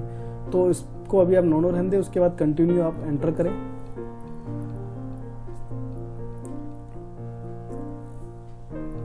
हंड्रेड 100% का प्रोसेस चलने के बाद आपका बैकअप डन हो जाएगा, और यहाँ पे आपको एक डेट भी दिख जाएगी कि आपने लास्ट बैकअप कब लिया था। उसके बाद आप इसको स्केप करेंगे। अब आपको अपना सॉफ्टवेयर क्लोज करना है तो कर सकते हैं। अब यहाँ पे एक क्वेश्चन और है कि अगर आपने बेसिक एडिशन ले रखा है मार्क सॉफ्टवेयर का, तो आपको ना ही तो ये ऑप्शन दिखेगा और ना ही आपको ये बटन्स वाले ऑप्शन दिखेंगे। उस कंडीशन में आपको करना है Alt+X। ऑल्ट का बटन दबाए रखें और उसके बाद एक्स का बटन दबा दें तो आपकी कंपनी लिस्ट ओपन हो जाएगी। और यदि आपने सिल्वर एडिशन ले रखा है, गोल्ड एडिशन ले रखा है, तो डायरेक्टली आप एग्जिट के बटन पे क्लिक कर सकते हैं और आपका बैकअप कंप्लीट हो जाएगा। अब अगला क्वेश्चन आता है कि जो हमने बैकअप लिया है अगर हमें उसे रिस्टोर करना हो तो उसे हम कैसे करेंगे। सिंपली आपको वही स्टेप फॉलो करना है। अगर आप एग्जिट बटन पे क्लिक करेंगे और अगर आप बेसिक एडिशन यूज़ कर रहे हैं तो आप ऑल्ट प्लस एक्स का बटन यूज़ करेंगे तो आप यहाँ पहुँच जाएंगे। उसके बाद आप यहाँ पे एंटर करेंगे और यहाँ रिस्टोर बैकअप पे आप एंटर कर देंगे। और यहाँ पे 2 ऑप्शन दे रहा है कि रिस्टोर फ्रॉम फाइल और एक सर्वर। अगर आपने मार्क सर्वर पे बैकअप रख रखा है तो आप यहाँ पे एंटर कर देंगे, और अगर आपकी जो फाइल है वो आपके लोकल ड्राइव में है तो आप फाइल पे एंटर कर देंगे। उसके बाद ये आपसे यहाँ पे पाथ पूछता है, आप डायरेक्टरी पे क्लिक करेंगे और उसके बाद कहाँ पे आपने बैकअप को सेव किया हुआ है। जैसे कि मैंने डेस्कटॉप पे किया था तो मैंने डेस्कटॉप चूज कर लिया। अब यहाँ पे आपको सभी वो फोल्डर दिखा देगा। तो मैंने जो फोल्डर बनाया हुआ था वो टेस्टिंग के नाम से बनाया हुआ था, जैसे कि ये है, और इसको मैंने सिलेक्ट कर दिया और यहाँ पे वो फाइल अवेलेबल है। तो मैंने इस पर क्लिक किया, सिलेक्ट किया। उसके बाद ये फिर आपसे ओवरराइट के लिए बोलेगा, आप इस पे एंटर करके ओवरराइट कर दें और यहाँ पे आप टाइप कर दें रिस्टोर। जैसे ही आप रिस्टोर टाइप करेंगे तो जो भी ये डेटा है इसके इसमें ओवरराइट हो जाएगा और आपका डेटा इसमें रिस्टोर हो जाएगा। फिर इसमें भी एक आपका 100% का प्रोसेस चलेगा। फिर कंप्लीट होने के बाद ये आपको आपकी कंपनी लिस्ट पे ही लेके आ जाएगा। इसको आप एक बार एस्केप करें, फिर उसी कंपनी पे एंटर करके मार्क गेटवे कर दें। आपकी फाइल, आपका वर्क जो है इसमें रिस्टोर हो चुका है। आई होप आपको अच्छे से समझ में आया होगा। अगर आपका कोई भी क्वेश्चन है तो आप मुझे कमेंट कर सकते हैं, पूछ सकते हैं। मार्क सॉफ्टवेयर के अंदर जो हमारे को राइट हैंड साइड में जो शॉर्टकट बटन्स मिलते हैं, इनको हम अपने हिसाब से कैसे लगाएं। मान लीजिए जैसे आप कुछ और लगाना चाहते हैं यहाँ पे, जैसे आपकी अगर परचेज ज़्यादा है, सेल ज़्यादा है, या कोई भी ऐसी एंट्री है जो आप ज़्यादा करते हैं और आप चाहते हैं कि सिर्फ एक क्लिक पे आप उस एंट्री को ओपन कर लें, तो हम आज इस बटन को लगाना सीखेंगे। बहुत सिंपल है और बहुत ईजी है। आपको क्या करना है, मास्टर में जाना है। मास्टर में जाने के बाद आप मार्क सेटअप में जैसे ही जाएंगे तो आपको यहाँ पे ऑप्शन मिलेगा शॉर्टकट बटन्स। इस पे आप क्लिक करेंगे। जैसे ही आप क्लिक करेंगे तो आपको देखो कि यहाँ पे पोर्शन सा दिख रहा है क्लोज का। आपको इस पे क्लिक नहीं करना। जैसे आप ये क्लिक कर देंगे ये जनरेट हो जाएगा। उसके बाद आप यहाँ पे पहले क्लिक करें जहाँ पे आप बटन लगाना चाहते हैं। सपोज कि पहले मैं यहाँ पे सेल का बटन लगाना चाहता हूँ तो आप पहले यहाँ पे क्लिक करें। अब जैसे ही आप अपने उस बटन पे क्लिक कर देंगे जहाँ पे जो चीज़ आप लगाना चाहते हैं, अब आपको अंदर के ऑप्शन में बताना पड़ेगा जाके कि यहाँ पे आप क्या लगाना चाहते हैं। जैसे ही आपने बटन पे क्लिक किया, अब मैं इस पे लगाना चाहता हूँ होलसेल बिल, तो मैंने क्लिक कर दिया। अब ये होलसेल बिल आ तो गया। अगर आप चाहते हैं कि कुछ और नाम इस पे शो करें या कुछ और चीज़ें शो करें तो वो भी आप कर सकते हैं। तो मैं जैसे कि कर देता हूँ यहाँ पे सिर्फ बिल।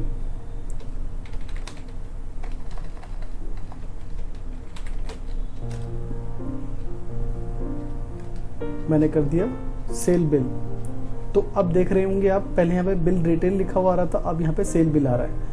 अब ऐसे ही मैं यहाँ पे अब परचेज लगाना चाहता हूँ तो आप एक बार यहाँ पर क्लिक करें और परचेज की एंट्री कहाँ पर है, कौन से मेनू के अंदर है, आपको बताना पड़ेगा। जैसे अभी हमने सेल बताया, अब परचेज में आके मैंने होलसेल बिल को चूज़ कर लिया। अब यहाँ पे आप एडिट कर सकते हैं अपने हिसाब से।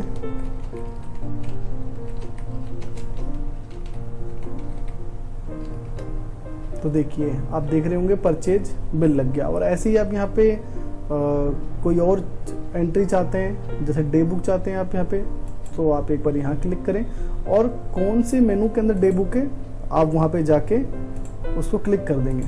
अब जैसे मैंने क्लिक किया और एंटर तो देखेंगे आप कि डे बुक भी लग गया। तो बहुत सिंपल है, जो भी बटन आप लगाना चाहते हैं आप यहाँ पे लगा सकते हैं बहुत ईजी तरीके से। जब आप अपने सारे बटन्स लगा लें जो भी आप लगाना चाहते हैं, उसके बाद आपको क्लिक करना है क्लोज पे। जैसे ही क्लोज पे क्लिक करेंगे आपका सॉफ्टवेयर बंद हो जाएगा। आपको दोबारा से अपने सॉफ्टवेयर को ओपन करना है। तो जैसे ही आपने सॉफ्टवेयर ओपन किया तो देखो सेल बिल, परचेज बिल जैसा कि हमने लगाया था। अब मैं जैसे इस पर क्लिक करता हूँ तो अब मुझे यहाँ से डे बुक दिखनी स्टार्ट हो जाएगी। तो मुझे क्या है कि बुक में नहीं जाना पड़ा, ऑल एंट्री में नहीं जाना पड़ा मुझे, और यहाँ पे नहीं जाना पड़ा। मुझे सिर्फ एक क्लिक करना पड़ा और उसके बिहाफ पे मैंने अपना जो भी यहाँ पे शॉर्टकट के लिए लगाया था वो लग चुका है। तो आई होप आपको बहुत अच्छा लगा होगा ये वीडियो और हेल्पफुल भी रहा होगा। तो आपका अगर कोई क्वेश्चन है तो आप मुझे कमेंट करके बता सकते हैं, और आप इस चैनल को सब्सक्राइब करें। इसी तरह की वीडियोस मैं आपको देता रहूँगा। Thanks for watching.